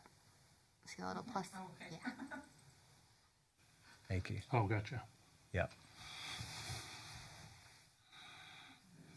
Okay. Yep. So, and then another thing is Mr. Gracie bought this property with an approved site plan from the city council of R16. So I think it's reasonable for him to understand that he has, I think in the planning commission it said 8 lots. If he buys an approved site plan for 8 lots as part of a bigger development, and then the city comes in and says, hey, we're going to change half of your development to R4. And your comment when he said, how does this affect me? You said he could throw in on the R4 or sell his property. And it's like, the man, one of the questions that they say is, the proposed amendment does not adversely affect adjacent property. I think that, how do we have a finding that it doesn't affect adjacent property when the man that owns the property was here saying, how does it affect my property? And you're telling him, well, he can change what he wanted to do or what he purchased, or he could just sell his property. I don't understand why we would do those things. And then both of them say that it's consistent with the goals and objectives of the general plan as amended, like it's going to be amended already. And I'm so against this. Matter of fact, there's not a thing that I would say this is beneficial to have this type of development. I'm open. I think somebody made a comment, I don't know when it was, talking about there's a development on 1900. If you go along across the street from Sparrows. So if you go across the street from Sparrows, there's a 2-level, it's probably townhouses. Yeah, they are. It looks like townhouses. They got a great fence like we were expecting from the Riverwell that didn't occur. What's that? Hopefully yet. Right. I mean, they shouldn't have occupancy until the fence is in. We continually talk about the demands that we put on our police force, but now we're going to have 2 of these types of developments if we pass this one down behind Chuck E. Cheese and then the other one up on Ritter. And then if something like this goes in, I don't know what New City is planning on doing with their property. I was assuming that they just put a trailer on it, so I don't know. I'm assuming they bought it because they put a trailer on it. But then Mr. Gracie, he had no plans whatsoever to throw in with this. And so, I mean, I do think it adversely affects his property. So the findings are just, I would sue the city if I were him. If we pass this tonight, I would sue the city if I were him. Development agreements. As Riverwell shows, development agreements and site plans do not work. I mean, the city is not enforcing them. Riverwell is a prime example right now. It's just crazy. And I think of the kids that live in that type of environment, like there's nowhere to go. So they're going to be on screen time, or they're going to be grabbing spray paint and hitting the city. There's nowhere for them to go. And one of the things it talks about is if there's parks and things, if this was closer to a park, maybe it would work, but we don't have anything like that. That's they're talking about Ritter Drive and just the way people on that thing. We've had so many people run for city council that have walked along Ritter Drive that have come back and changed their opinion of Ritter Drive, which Mike Staten's probably the best one. If I could have got him here, that would have been a good one. But I could go on and on. I really do fiercely protect my side of Riverdale. If you haven't been there, if you haven't driven this property, looked at this property, one of the things they're going to do, there's the arm that goes down behind Cherry Creek, or not Cherry Creek, and the business thing on 1500. They're going to use that land to scrunch everything together because they have open space, and it necessarily won't be open space. Mr. Cooper, one of the things that I couldn't believe you said, you're talking about the aerial map, and you said this house that's right here is no longer there, and it's there. People live there. The house that you're talking about that got tore down was tore down quite a while ago when they widened the road, and we bought it. And I just, the information that was given to the Planning Commission, which I think I've talked to the mayor and Mr. Brooks, that the Planning Commission needs some serious training. And that's one of the reasons why having Cody on there is just, a really good move. Let me make sure I got everything on the record. You got all this, Michelle? Um, the parking. So I went to, I've driven Riverwell a couple of times, and I'm sickened by it. And I was down at Farmington Station today. They have a great sale on shirts at Carhartt, so if you get a chance to go down there. There's a big apartment complex across the main road going into Farmington Station. It dwarfs the McDonald's. I mean, it dwarfs the McDonald's. And the thing I couldn't believe about that place after going to Riverwell and talking about this thing is the parking. Mr. Shaw didn't build that one. There's lots of parking there. I was impressed because they took it off the main street. All the streets are off the main street. Those streets have parking. I would encourage all of you to check out the 50% off at Carhartt and go down there and get something at McDonald's and drive through that little thing right there. The parking there, it's beautiful. I was so impressed with what they did there. Instead of trying to come in, buy a piece of land, build something, and then boogie. This is, at least Riverwell is, they own it. You know, they're gonna be renting things and stuff like this. This one, I think this is even worse, to build it, sell it, and leave.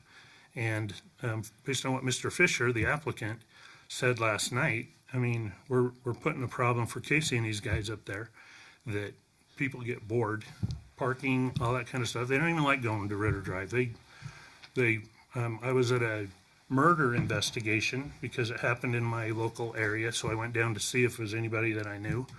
And one of Casey's officers, Chief Warren, sorry, it's Casey when you guys aren't here. He said, this is who we're looking at that we're in an active investigation is basically what he said. And you need to slow down on Ritter Drive. And I think, you know what, when we're talking about, a murder investigation on this hand and my speed on Ritter Drive, I mean, I guess they're right pretty close, of what we're doing. And, I super passionate about this one. I can't even imagine it going on the other side of my house, and I will be driving by it every day. And some people don't even know where Ritter Drive is. I mean, if you've lived in Riverdale for years and years and years, that doesn't count. The people that are driving that, living on that street every day, the Flinders, when the previous owner lived in that house, he couldn't sell a vehicle, and so he put it out on the corner for sale, knowing that a car was going to hit it and total it. And I was like, "You're an idiot," and I had to apologize because it only lasted like a week. And it's just, Ritter Drive is not your normal street to be putting. The numbers we got from MotorView, 69 homes, which I think it's down to 67 now, right? Didn't two of them go? It's still 69? Mm-hmm. They said 700 cars, 10 cars per household per day. Then when we're talking about this place up here, they're taking various numbers, and I think it's the difference between taking Fox News and MSNBC polls. But it's like, if they're saying 10 cars per day per household at one, it counts for the other one. And those guys are going to be on Ritter Drive. And this doesn't fit. One last thing, sorry. So in 2020, the 109 townhomes that included Mr. Gracie's property was turned down by the Planning Commission and the City Council. Then they came back and did the R16 and had that come in. So in 2021, is that right? That the R16 went in? Yes. That it was, the current owners at that time said it's great. Mr. Gracie buys it. I don't know what his plans are. He hasn't approached the City Council with anything. So I'm thinking R16 is what he wants. But to sell that under him and have a planning commission, a city council, and then have a 5-member planning commission go 3-2 to recommend it to the city council and have us come and say, you know what, thanks for coming out tonight, people. I won't be driving on your street. But I think, we should have this, moderate income housing project going up. That's half of the land that was turned down by the previous things. And one of the reasons I keep running for the city council is somebody needs to protect the south side. I don't know how many of you knock on doors when we have an issue, when it was the park, the sound issue with the park, I knocked on all the doors around the park. And it was crazy because you knock on one door and they're saying, it's too loud, I hate it, I hate it, I hate it. Knock on the next door and they're like, right on, man, bring the bands in. And it's like, then you have to make a decision. But we ended up making a decision that's good for everybody. And I think, we as city council should protect our current residents. Okay, thank you. I was not timing you. I want to clarify a couple things real quick before we move on. First of all, there is no 3-minute limit for the council members, so that was not any sort of favoritism or anything. I could stop them anytime I want, but I did not, and so I also am going to give Mr. Cooper a chance to respond to any of the questions, which I think is only fair. I do want all the residents to know that we do have two sides to our city, but I do not view it that way, and I try really hard to not have it be that way. I appreciate Councilor Arnold representing that side, but really we represent everybody. We're working hard to get you a planning commissioner from that side. I went up on Saturday night and took my co-pilot that goes around the city with me, and we looked at this area as we do most areas. We actually went through the Riverdale townhomes as well. And there's a lot of Saturday mornings where I will go up to Freeway Park and hit the Maverick and grab a drink, and then I just drive around the south side of Riverdale to see what's going on. I drive over to Golden Spike, I drive up to the North Gate, and I drive out South Weber and just kind of see what's going on in the neighborhoods over there.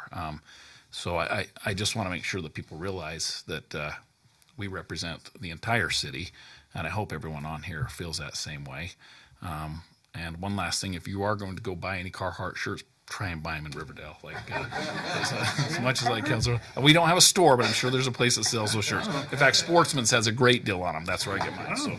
So stop at Sportsman's, grab your Carhartt shirts. And with that, we'll let Mr. Cooper. Oh, Before Mr. Cooper, yeah. I just want to maybe just a clarification. Are we conflating 1000 with 1001, the ordinances here?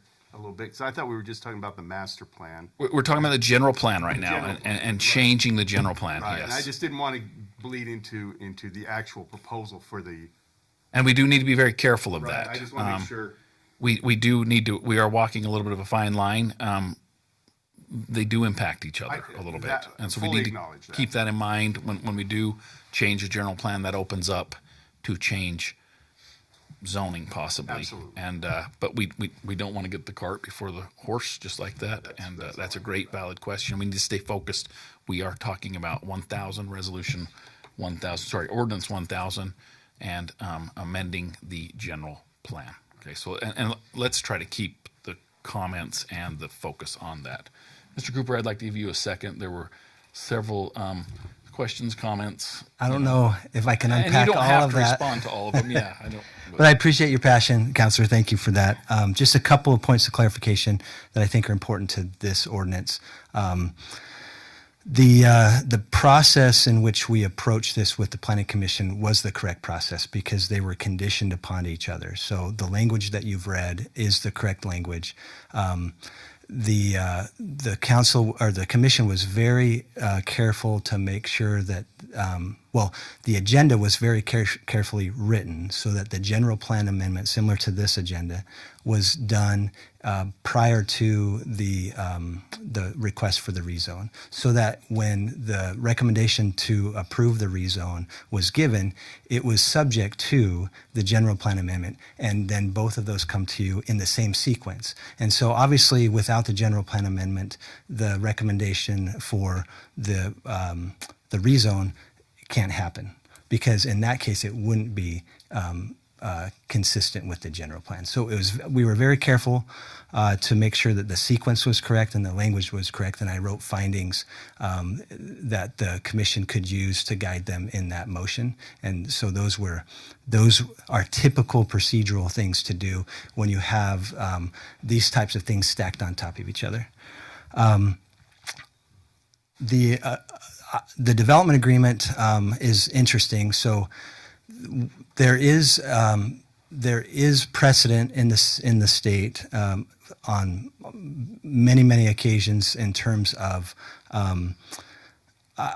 I don't want to call it reversionary zoning because that's not the right word, but conditional zoning is probably more accurate. One of the things that Utah State Code prohibits is that any development agreement can't limit the future actions of a city council. And so this development agreement was specifically written to allow the city council to rezone the property back to its original designation if the developer failed to perform within the time frame. That was a specific agreement written for this particular issue because one of the issues in the 2020 proposal, I think it was made by you back then, Mayor, was that if there's a blanket rezone given and the developer who applies for the rezone fails to perform based on the promises made at the time of the rezone, then it just is a wide open door for anyone else to come in and take advantage of that might propose a brand new project that isn't ideal or desired. And so I tried to account for that. Where is that in the ordinance? It was in the development agreement, I believe. Now, what he said the ordinance was carefully written to ensure that if they don't No, the development go through what agreement they do, was. that it would go back. The development agreement. So the development agreement doesn't have anything to do with rezoning anything. Everything that we're doing is predicated on the development agreement. But once you have the ordinance passed, it's R4. Right. And So if they don't have anything in 6 months, they're going to come back to the city council and petition to go back to R16. so once you do swear. the general plan amendment, right, which is what we're talking about tonight, that just changes the designation, right? The rezone is conditioned upon the development agreement. So there is the ability for the city council, based on that, to come back and revert it back to the original zone. Now, there has to be action taken. It's not automatic. That's another prohibition in the state codes. You can't have the development agreement be the trigger for the rezone. But it does acknowledge their obligation to perform within a certain period of time, and it acknowledges your opportunity to revert it back to the original zone. The river well is, and I appreciate your comments, Councilor. It's easy to conflate the site plan and the rezone and the general plan together, but they are so intricately connected that they have to be discussed. River well is they're building on the approved plan. It is indeed my job to review that, as it is the building departments, and they are building to the approved plan. I was concerned about the fence as well, and we had a big long meeting about the fence, and I did some research. Unfortunately, the fence was in the council discussion with the developer, but it wasn't part of the motion, and so the discussion part of the meeting is not binding. Only the motion is binding. And so they did not put that 3-foot fence along 300 West, 300 West, in, because it wasn't a condition of the approval. It wasn't part of the motion. There was no findings given. It wasn't even part of the staff plan. It was a discussion point brought up. And so there was nothing I could do to hold them to that, hence the important. Minutes because it was part of the site plan that we were given. There's no fence on the site and plan. we can go back to that. I mean, yeah. Let's hash that out down the road, whether it's being built. I only respond to it because it seemed part of the discussion tonight, right? Part of tonight's agenda is dealing with HOAs because HOAs are difficult. Any condition that exists presently that the developer can use to build a project would require an HOA, most likely. Potentially, in an R16, you can do away with it if it's a city standard street and there's enough room to meet all the city standards, that could be done publicly. But in a lot of cases across the city, we do have PRUDs with substandard streets or streets that don't meet the current city standard, and those are given an HOA. So HOAs are difficult, but the PRUD discussion tonight, which was on the agenda first for a reason, was to look at how the city can help HOAs be more productive, because they are a big issue across the whole country. So there isn't really anything that can currently be built that wouldn't be built without an HOA today. And so I think a lot of the things that you mentioned would be the current condition, whether or not this action went forward.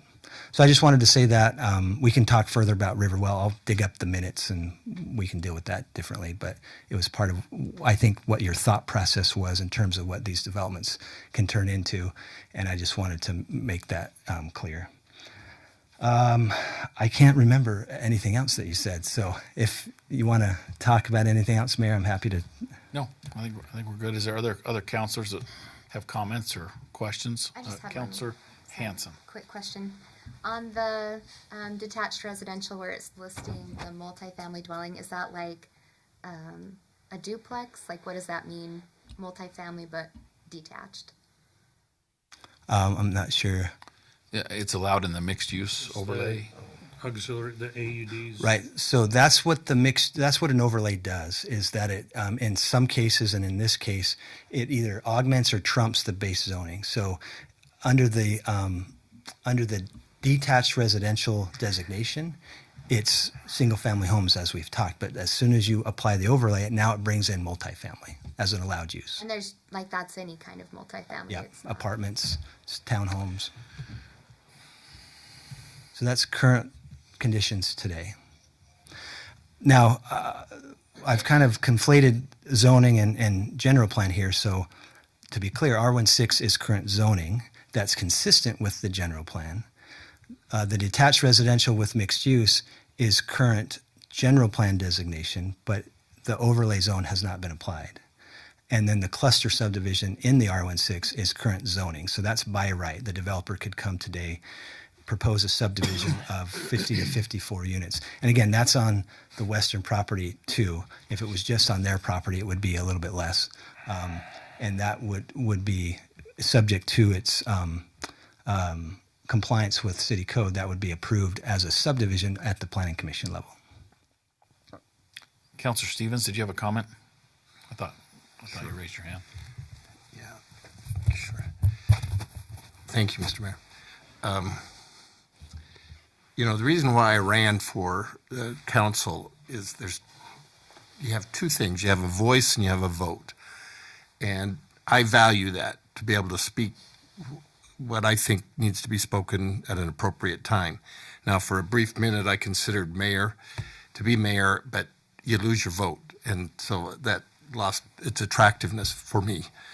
Now, that said, going to the Riverwell project, I've been over there and been disappointed. Now, when that first came up 5.5 years ago, I was opposed to it because it was taking commercial C3 and making it residential, and I just thought this is craziness, and I voted against that thing every step of the way. Well, it doesn't make me look like this, maybe it looks like, smart, but it just didn't make sense, didn't match, even though all the experts says, oh yeah, it can be, it just didn't work for me. And I stated it and I opposed it every step of the way. Now we see a finished product and it's like, whoa, what happened? Well, I see this, what we're talking about tonight, the change. And, when was it? 4.5 years ago, we had a fairly robust conversation about this property in changing the zoning from from agricultural to what it is, R16. And there was a robust conversation about, did it need to be R18 or R16? Because the higher the higher or lesser density, or can you accommodate the higher, the smaller lot size? And that's what we decided on with R16. I feel that's where it needs to stay. Unless we want to take it to an R18, I could engage in that conversation. But I'm not, for this conversation tonight, I'm not in favor of, for me, in my voice and my vote, I'm not making any changes. Anybody else? Councilor Anderson. I just wanted to comment as far as the Planning Commission, when we made our decision to forward that to the council, one of the factors that I looked at carefully was, as presented by Mr. Cooper, was the fact that this would revert back through the development agreement if it didn't, if it wasn't followed through. If I didn't hear it completely or if it wasn't clearly explained, I was not aware that it had to be some action of the city council to push that back. And I know that things have a tendency of getting lost in the mix. There are so many things that the council and the planning commission and the city addresses that that would be a concern to me for us to have to step back in and push that back if this didn't follow through.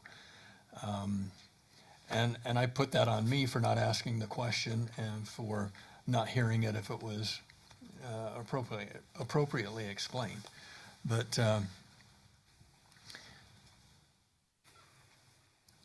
that's all I wanted to, as from a stance of the Planning Commission, and I think that that's really a basis for why some of the decisions were made, was because we felt that this had a safety valve so that we still had some kind of control in the future. So, Councilor Arnold. I just want to say that I've watched the Planning Commission a couple of times. That's exactly what you said. That's exactly what's in the minutes. I was yelling at the computer saying that's a bunch of BS every time that I heard it. I didn't hear you. No, I know. That's it. But that's exactly what you said. You were one of the people that said reluctantly, I'm in favor of this only because of this safety valve, and there is no safety valve. That's was a flat out lie to you. I guess I would disagree with that, because there is the opportunity for us to step back in, but I worry about having to step back in and take that affirmative action to do that, that it could get lost. Councilor Hanson. Are you done, Councilor Anderson? Yes. Okay, thank you. Councilor Hanson. And I know this part is bleeding into ordinance, the next one on the rezone. We're kind of focusing a little bit more on that at this point, but maybe that will make the discussion shorter on the next one. But the concern that I had with the safety valve approach is, even if we were to remember to bring it back and to vote on it, my personal feelings, not as an attorney for anyone in this room, is that would be a really hard thing to defend when the next person comes and wants to rezone it to R16 and the council says no. If somehow it worked for this group, why all of a sudden does it not work for that group? And that's the thing that I had the biggest concern over it. That it sounds great, and in theory it should revert back, but how do you defend that? And then are we running into those areas where the legislature gets upset and starts taking away zoning privileges from city councils for reasons like that? And so that was my big concern related to it reverting back. That if we were going to do it, well, then we've done it, and it's pretty much done at that point. But that was my comment. I know that's more towards the next action item, but since we were talking about it. Any other comments about the 1,000 general plan? Yeah, and I'll just summarize it on that as well. I'm separating. I have plenty of concerns about 1001, which I don't feel we're there yet. And I think they all mirror what I think we've heard here. But on 1,000, I kind of look at that general plan as our base constitution for what this city is going to do in planning this out. And I find it somewhat premature here. 2020 or 23, this was approved, looked at. We have other documents that are coming that are going to kind of supplement this plan, but I find it somewhat premature to even look at changing that plan without a further discussion. So even before we get to this site plan, I'm somewhat apprehensive of making these changes. I just don't feel it's appropriate given the time frame that we're working under. Okay, thank you. If Councilor Arnold. I would, and I'm on the wrong document. Hang on 1 second. I would make a motion. Then I close my. Okay, kind of listen up on this one because it's going to be. So I would make a motion that we change the general plan because it's on the table that we can do this and change the motion to change the general plan to remove the white stripe section over that R16 section. That's not, like, that's a zoning change. No. The general plan not just the says mixed use. detached. The general plan, The hash is a zone, right? No, the hash is a general plan Oh, sorry. designation, Okay. but Stand corrected. the actual ordinance and the request is from detached to attached. So that's the only thing right now on the table. Sorry, say that again, that last part.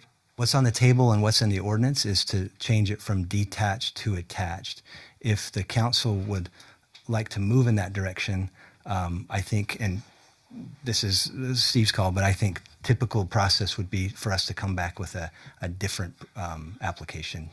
It could be from the city because we can make those changes ourselves. We can be the applicant, but we have to. That should still go through the planning commission as well. Yeah, Right. exactly. So I would make a motion to deny ordinance number 1,000 regarding a proposed general plan amendment, which modifies the Riverdale City General Plan as it relates to the future land use map. Do we want findings? Yeah. Yes. You do, yeah. As the application does not, or does harm an adjacent member or adjacent property owner, it is not in, I'm trying to go off my head here. Harmony. It's not in harmony with the surrounding neighborhood. I think That's enough. You got some findings. that's the All motion. right, we have a motion to deny. Do we have a second? I'll second. We have a motion and a second. Any discussion on that motion? Do we need to make any comment about the safety issues? Do you want to include that or as well in findings, or do you feel?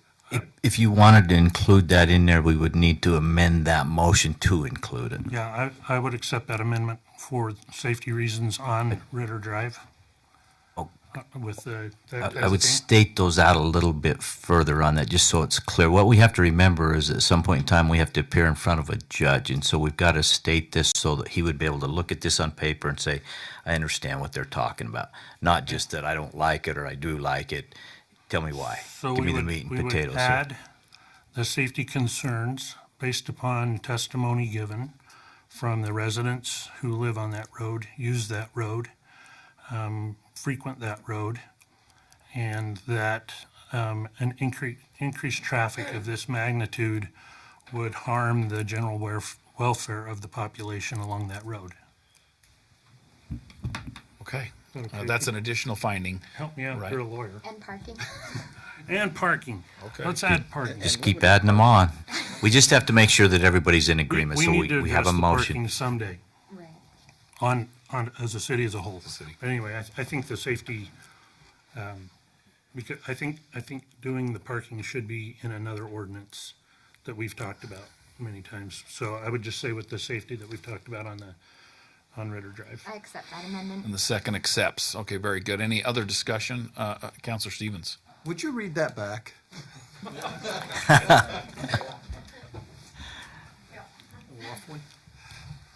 She's going to go off the recording when she. Yeah. Okay, so, okay. No, I have it. I just. Is AI still doing the recording, or is it? Well, I'll use it to help me with the transcript later. All right. Make sure I get Would everything. you But just go with what you've got, please? I have Councilmember Arnold move to deny ordinance 1000 regarding a proposed general plan amendment which modifies the Riverdale City General Plan as it relates to the future land use map, as the application does harm an adjacent property owner, is not in harmony with the surrounding neighborhood. That was the original motion, and then the amendment was to add safety concerns based upon the testament from the residents who live on and frequent the road, and the increased traffic of this magnitude would adversely affect the safety of the residents. That was impressive. Good job. Yeah, I think that was very good. Very well done. Thank you. That's more than I remember. She's a professional for sure. Good job. All right, and the second agrees. Counselor Stevens, does that satisfy you for understanding? Yes. The That motion? clarification. Clarifies Very well what done. I think the discussion was put forth. Very clear. Any other discussion on this motion? Just to Counselor make Stevens? sure I understand. So a vote, as we do the roll call, if I vote yes, yes to no. Deny, yes. Yes to deny. The vote of Okay. yes is All to right. deny. Good clarification. Any other discussion? All right, Ms. Maragoni, will you please poll the council? Councilor Arnold? Yes. Councilor Richter? Yes. Councilor Anderson? Yes. Councilor Stevens? Yes. Councilor Hanson? Yes. All right, the ordinance 1000 is denied at this point. Very good. We will move on to item number 3 now. Consideration of ordinance 1001, rezoning approximately 4.35 acres located at 1525 West River Drive from single-family residential R18, but it's R16, isn't it? It's R16 to R4. R16 to multiple family residential R4. Mr. Cooper. Right. So, given that the last agenda item was denied, then this application for rezone is no longer consistent with the general plan, and so I'll turn it over to you. Okay. For action. Would you, Councilor Arnold, question? I would make a motion to deny ordinance 1001 with the same findings. Or I don't know if they'd be the same, but you could base it upon the finding that it does not comply with the general plan. One of the findings that the Planning Commission had was that it complied with the general plan. If it was amended, it's not amended. So therefore, the motion is to deny ordinance 1001 as it does not meet the general plan. It also adversely affects a adjoining property owner, and based on testimony of the residents, a development of this size and scope would jeopardize the safety of those who routinely use and frequent Ritter Drive. Okay. We have a motion with findings. Do we have a second? Second. Motion and a second. Any discussion on this motion? Councilor Arnold. Just one thing that's important about denying this motion is the general plan is a guiding document. It should be our constitution because we put a lot of work into that. But to deny this, for appropriate reasons is very important to have it on the record. Any other comments? Ms. Maragoni, will you please poll the council? Councilor Hanson? Yes. Councilor Stevens? Yes. Councilor Arnold? Yes. Councilor Anderson? Yes. Councilor Richter? Yes. Okay, that denial passes unanimously as well. We will now circle back to agenda item number 1, consideration of ordinance 999 regarding proposed text amendments to the Riverdale City Code Title 10, Chapter 22, Planned Residential Unit Developments. Mr. Cooper. Okay, thank you very much. Maybe we'll give everyone a second to mosey. Thank you for showing up.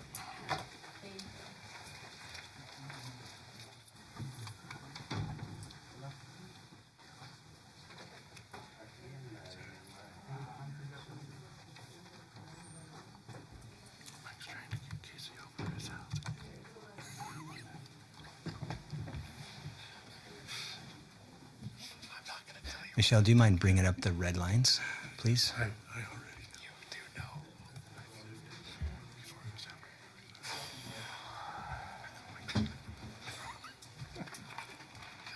Thanks, Luke. Sorry. Okay. Mr. Cooper. Yes, thank you. Okay, so what's before you is a proposed amendment to replace Chapter 10, Section 22, which is our Planned Residential Unit Development Code, with a more comprehensive code that's just now designated Planned Development, and there's a reason for that. The amendments in general are meant to accommodate both residential and commercial and mixed-use development in terms of the actual development instead of just residential, and get us aligned with current state code and some of the development practices that we're seeing. So this ordinance was adopted in 2007 as it's written today. It was amended in 2009 and then again amended in 2012. So it hasn't really been looked at for quite some time.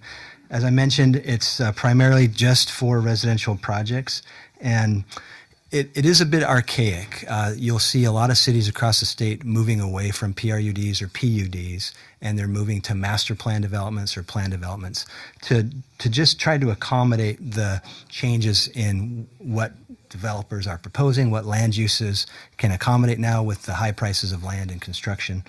And so this will modernize everything into a single flexible framework and give us that expandability to the mixed uses. It clarifies administrative review authority, so that is important, what the approval criteria is and what the amended procedures are.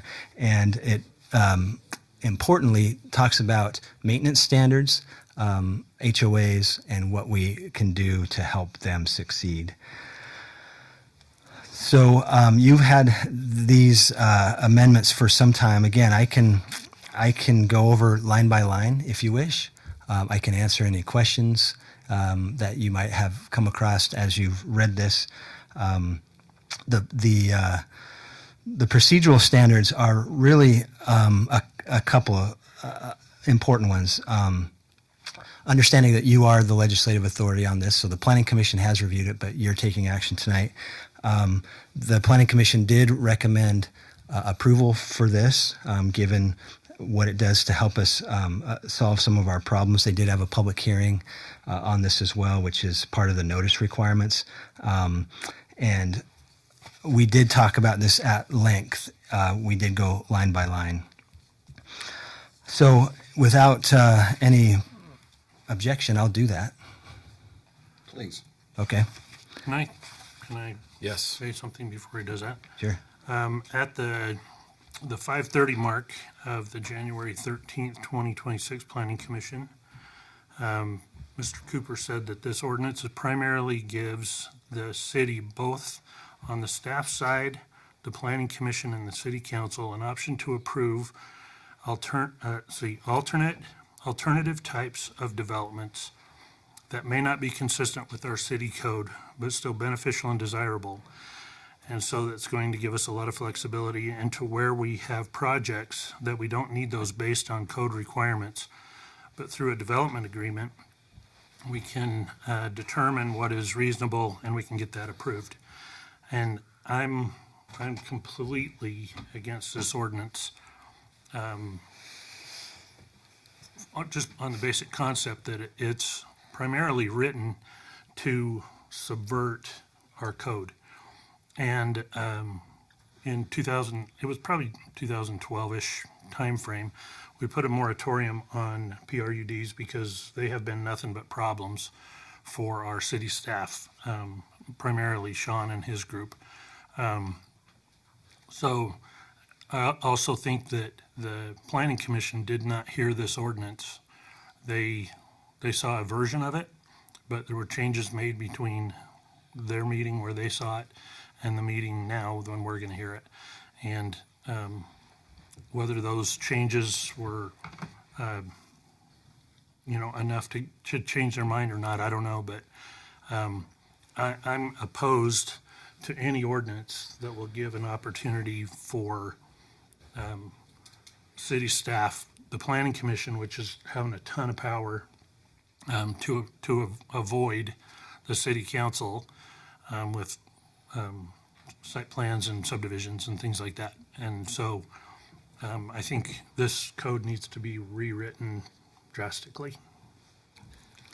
Okay, Councilor Stevens, and then we'll come back to you. Rewritten to do what? Give it to the decision making to the Yeah, council? I think a PRUD ordinance should follow code. Like for example, the Riverwell development has streets that are not big enough. One for the fire to go through, but also that like nobody could go in and make it into a condo and sell the units. It's so small that it's basically an apartment building. And the PRUD ordinance allows city staff, planning commission, and the city council to totally go against any of the ordinances that we pass. So if we talk about parking, street width, anything that we talk about in ordinances, they can come in with a PRUD, and that development doesn't have to follow any of it. It's based on the people that are there at that time of what they say, oh, you know, this developer's coming in and we think that's great. And they can put in 59 units, make it a PRUD, make the streets smaller, less parking. It doesn't have to follow our ordinances because it will follow the PRUD ordinance. So I would like it rewritten that all PRUD developments have to be within city code, like with parking and space. And May I have a back and forth? You too, you bet. Okay. With these two, you too? Yes. Yeah. Okay, so, and Mr. Cooper too. Well, that's too many. There really is too many. In the purpose of a PRUD or PUD is to circumvent city code, meaning the street width, whether or not you have a sidewalk.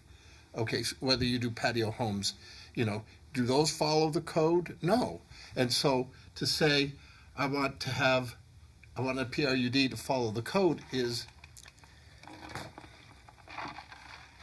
contradictory to what a PRUD's purpose is, as I see it. Maybe, you know, correct me if I'm wrong, but so that's kind of a poison pill to say, well, it needs to follow the code. It's counterintuitive to what the purpose of the PRUD is, as I see it. But anyway. I want to give Mr. Cooper a chance to answer a few questions because I want to Well, it was kind of related to a conversation I had with Mr. Cooper that maybe it would give him some support. Okay. If that's okay. Yeah. It's a huge change for the city in this code. And I do think there is a time and place where this would be beneficial and necessary. But that is the risk. That is the scary part is, you know, do you have staff that you can trust? Do you have a planning commission that, you know, can visualize what's about to happen and make those calls? Because it does give a lot of power to that. But we talked briefly, and I don't know if you've had a chance to think more about it, of whether or not there could be a development agreement almost prior to moving forward through the process that would then have to come to the city council where we could say no exceptions to the parking, but maybe we're okay with a smaller street. Or, you know, we kind of talked through, is there a loophole somewhere in the state code where the city council could still have some input through the development agreement almost prior to it moving through the full approval process? Mr. Cooper. So let me see if I can blend all of that together. So tonight's action with the general plan and mower specifically would have been the rezone. That was a version of what you're describing, where there was a pre-agreement, right? That locked in the developer to do something prior to any formal approval of site plan or subdivision or anything like that. And so, yes, we tried that tonight. Maybe it was too convoluted in the whole thing, and maybe it can be simpler. But yeah, there's a lot of precedent out there for that. I'm not sure what you mean by what's changed between what the Planning Commission saw and what you're seeing. The reason it was tabled, one is because I didn't have a chance to read it, but you also said there were several changes that Annie pointed out. Oh, they're incorporated, the recommendations from the planning Yeah. commission. So the only changes are the recommendations as you requested. I included those. Who has read it? Three of the. I made a college boy try. Okay. Then maybe we ought to table it again until you all can read it, because I think it's important to understand what a PRUD, what our current PRUD ordinance does and doesn't do, and what this intends to do. Because I think, Councilor Stevens, you were right. Our current PRUD ordinance, without any amendments, is the whole purpose it exists is to give us an alternative to our standards. Not every development that we may want fits in a tight little box. And so we have currently, in our current PRUD ordinance, the ability to approve an alternative development. And we've seen that in every PRUD we have. Those are PRUDs because they are not standard developments that check every box. And so I think it's important to understand what we have currently and why we're moving to a more flexible standard. This doesn't take any legislative authority from the council, so all PRUD, or in this case, the proposed PD agreement would be a legislative action, so you would see that as a condition of approval for any project. Right now, you don't see subdivisions, and so the state is slowly taking away legislative action and putting it on the administrative side. This gives you, even at a subdivision level, the ability to have a legislative action in a way that I don't think puts us in jeopardy with state law yet. They could fix that.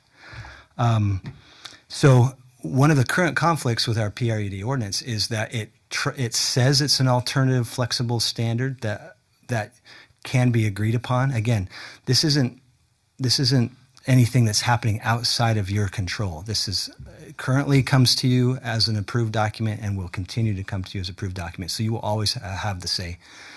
But what we have problems with now is that we say it's a flexible ordinance, and when people come in under a PRUD to have that flexibility, it still sets the standards of the base zone. So it doesn't work. And it's hard to manage. It's even harder to implement.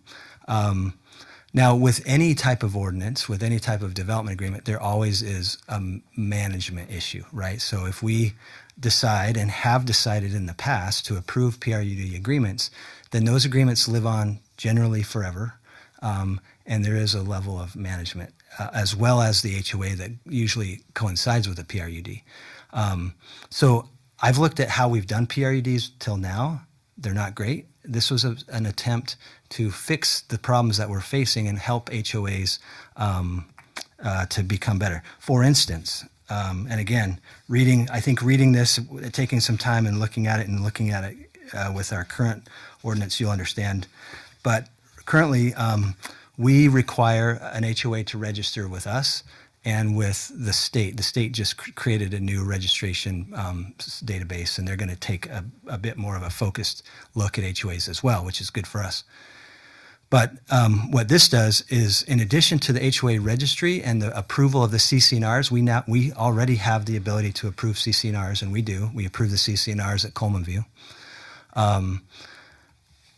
We have the requirement for them to do a reserve study, which isn't being done now. And that reserve study looks at the total quantity of common area that the HOA is required to maintain, whether that's streets, public infrastructure. Sometimes that's parts of buildings. It could be open space, landscaping, whatever it is.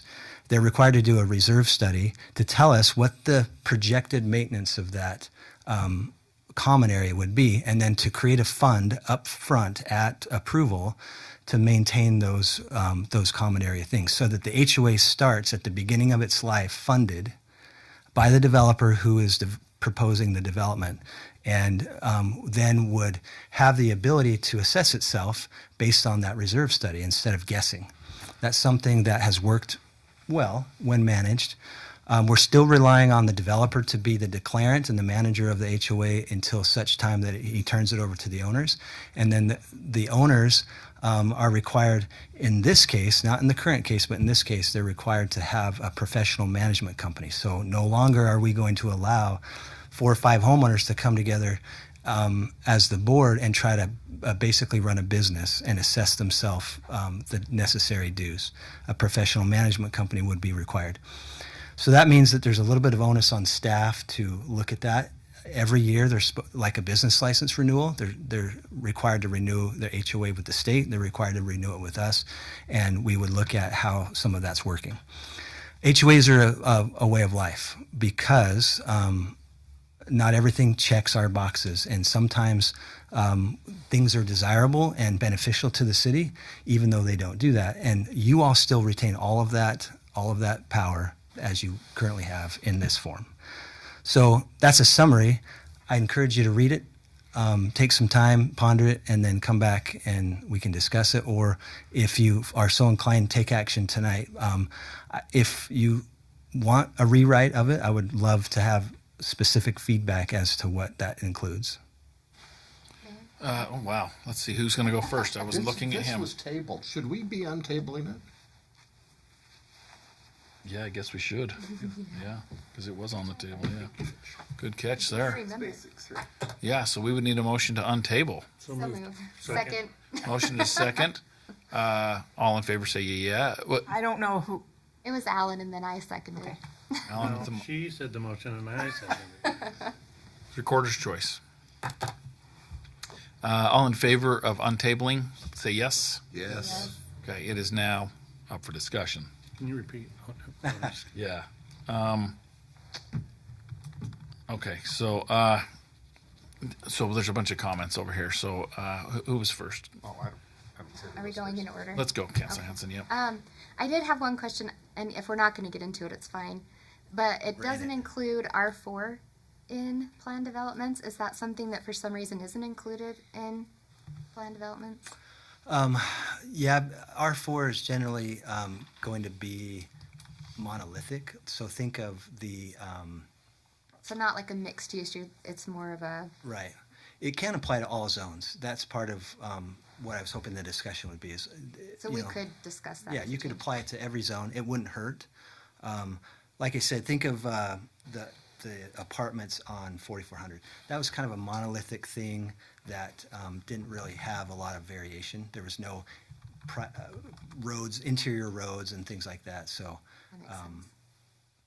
but it could apply. My only other thought was, I don't know if this would be a good topic to maybe have a work session on, where we can talk about, like you're saying, the differences of what we've been doing with the new, and also because this is combining commercial and residential, and I don't know if we had something for commercial that was similar to this before, but so that we're making sure we see the whole picture of how it impacts both, rather than just going for it at a certain point. A lot of the overlays that currently are in place allow for these types of things anyway. So this is prevalent all through the code, but just not in a nice, tidy package. So for instance, if we're to keep it applicable to a residential / commercial mixed use development, then we would just allow for that in this code, and in the MU part of the code, we would refer instead of redescribing everything.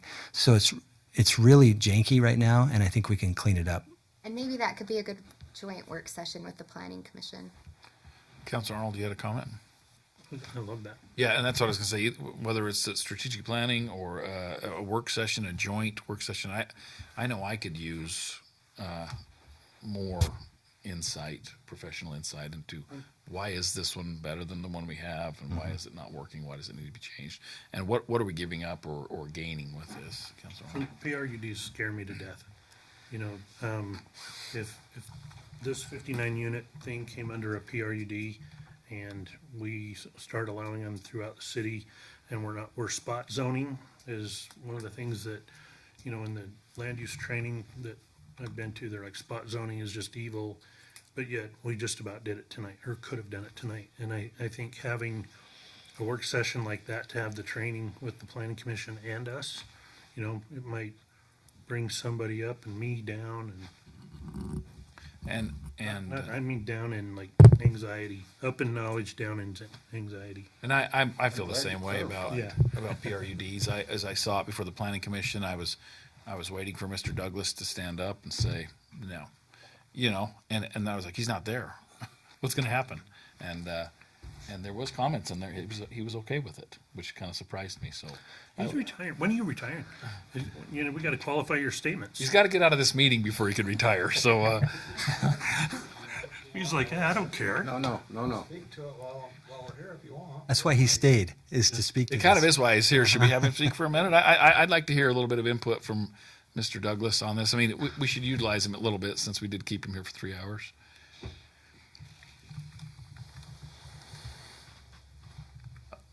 So I like this better than what we had if we're going back to the old way.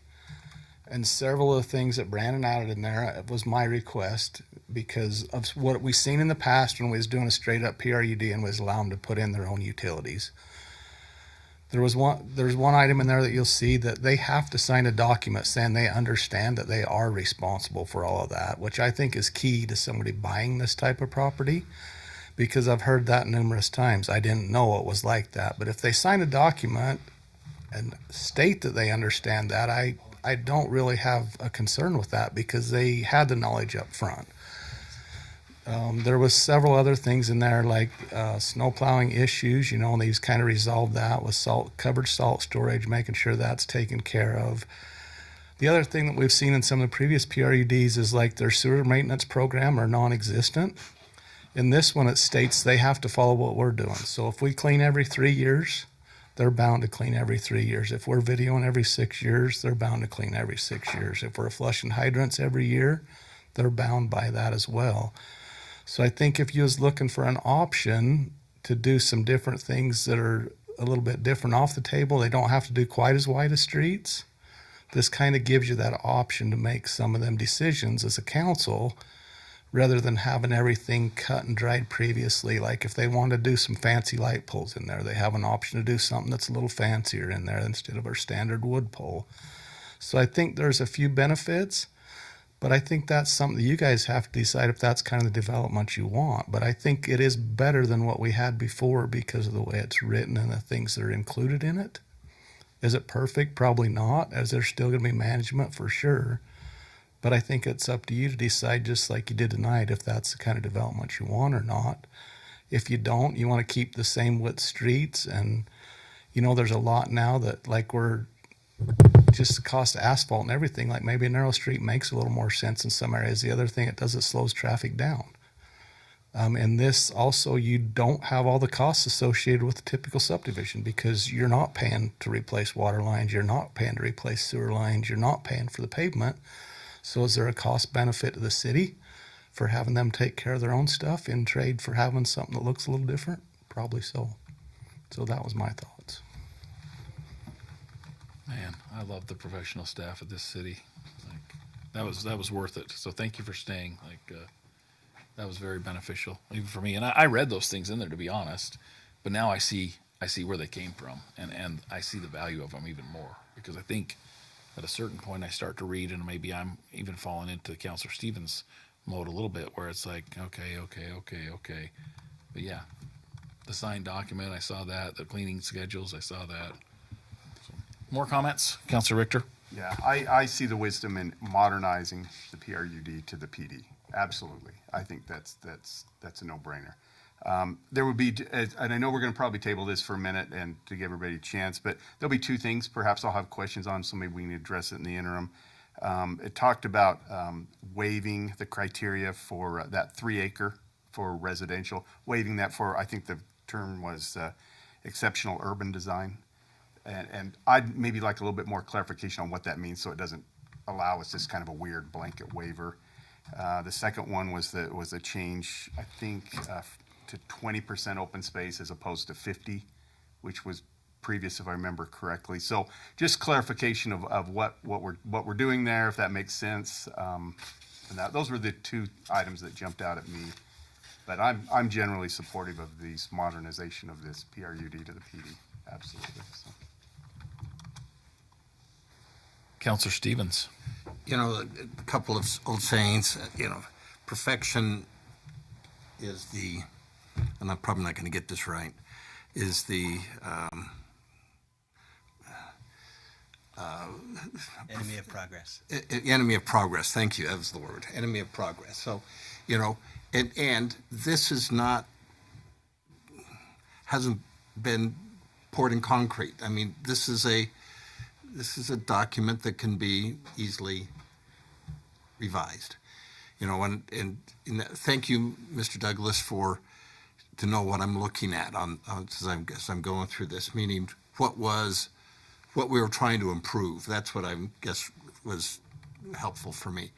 But I like the fact that, you know, have I encountered these things? No, but hey, the staff has, others have. And so if that's an improvement, you know, and we can continue to improve on it. That's all. And I honestly think that to really get the support of the council, you may need to go through section by section and say, this is what this says, and this is why we're doing it. I mean, that was super valuable what Mr. Douglas just did. I was prepared to do that tonight. Wow. Well, and it's up to the council if they, I mean, we haven't made any decisions if they want to move forward with that tonight, or if they need more time to digest it more. I would just suggest you table it. We still, because that's going to take a long time to get through all that. We're going to have to do that in probably in its own meeting. And we still have more things to talk about tonight that I really want to make sure the council hears. If this isn't time sensitive, it might be better. No, it's not. Do we still want to do a work session, or do we want Mr. Cooper to just come and present it to us one night when the agenda's a little less heavy? I'm okay either way, just so we can have a little bit more of a open discussion about it, so we can really feel like we understand it and can own it. And having the work session, we'd have the planning commission, hopefully. Yeah. And again, you know, training in that one, because it's difficult. Yeah.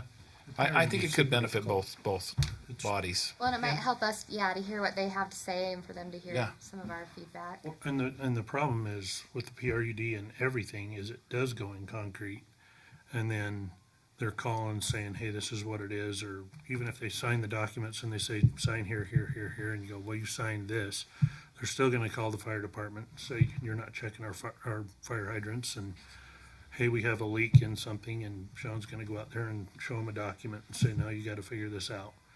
I don't know how that professional management company is gonna work, because I think that's what Richmond American does, is they kind of operate as their own professional management company, and it's almost like the people in Coleman Farms are just frustrated because they don't know, they don't even have a Karen, they don't have a president, they don't even know who the president is, but yet we've approved the CCRs for that, and so it's just odd.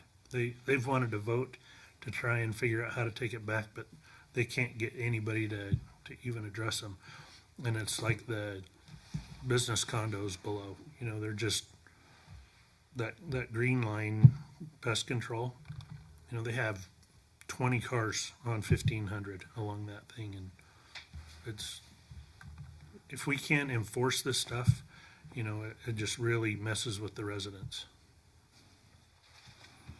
Okay. Any other discussion?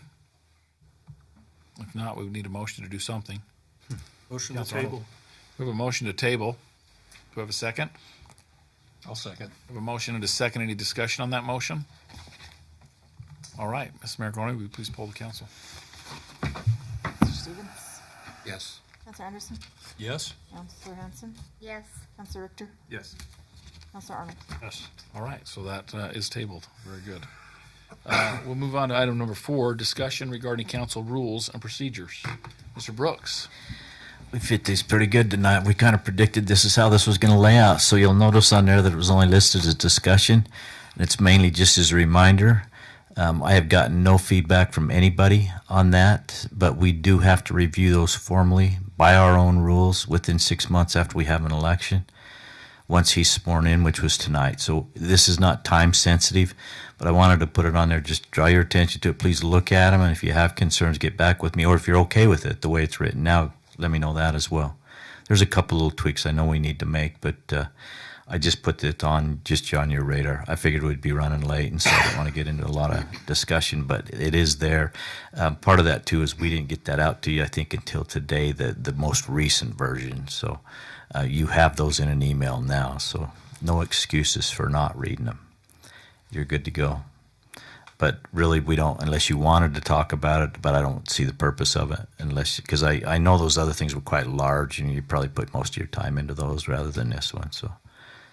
I did have one thing to mention that's in there, and it's a good reminder, and especially as we change a little bit about how the city communicates with us as a body. You might have noticed, I think it was last Friday, we got an email, a communication email, alerting us or informing us is the right word of what the city is doing, what projects they're working on, what applications they've got. And that's good. That was kind of a joint decision on our part to keep you guys informed, to keep me informed, keep us all informed. We decided communication could use a little work. But if you see things in there that pique your interest or that you have questions about, it says in our rules, and I want to remind you of this, we are to address that to the city administrator. Mr. Brooks he's always available, and he responds very well to emails. And so we don't want to have the council reaching out to the department heads if we can avoid that. It puts them in a very strange position, and it makes it hard for them to know what to do if you're asking them questions, asking them what to do. Some of that information is kind of private information too. You'll want to make sure we're not sharing that. Right? Is that? Yeah, that's correct. Kind of private. Sometimes, yeah. That was the thing. That's just it's going to be a lot for Mr. Brooks if you have questions. If you're like, hey, wait a minute, I had not heard that we were looking at this. Go ahead and ask him. But please give those department heads a break on that stuff. Well, and if you, I mean, with Steve being the attorney as well, I mean, if you send an email or a text or something like that to one of the department heads about something, you've just opened up all of your email and all of your texts to a lawsuit if it comes through. So it becomes a public record at that point. Right. So be careful with that unless you want to turn over your phone. We had to do that not too long ago on a couple of things. So just a reminder, please send it to Steve, Mr. Brooks. So. And we can discuss that further, but that is in the rules, and I appreciate that being in there. So, anything else on that discussion-wise? We'll probably visit it again a little bit. So, okay, we will now move on to number 5: consideration to enter into a closed session pursuant to Utah Code 52-4-205, a discussion of the character, professional competence, or physical or mental health of an individual, or a discussion of pending or reasonably imminent litigation. This is in regards to possible litigation, right, Mr. Brooks? that's correct. Either two of those sections. It could the potentially discussion be, of character as well. Yeah. Professional competence, that is correct. What would be entering into that for? So any questions on that? We would need a motion to go into that closed session. So moved. Okay, and we're going to be going for those two reasons. We have a motion. Do we have a second? Second. Motion and a second. Any discussion on that motion? Ms. Maragoni, would please poll the council. Councilor Richter? Yes. Councilor Stevens? Yes. Councilor Arnold? Yes. Councilor Hanson? Yes. Councilor Anderson? Yes. Okay, very good. That means we are going into closed session. Mayor, I have asked that Mr. Carden stay in here on this part because it does pertain right directly under Thank you. him. So. Thank you to our guys that are leaving. Thank you for being here. Yeah, we will keep Mr. Carden in here for this. Go ahead and turn your mics off. Just clear glasses. What? Your clear glasses.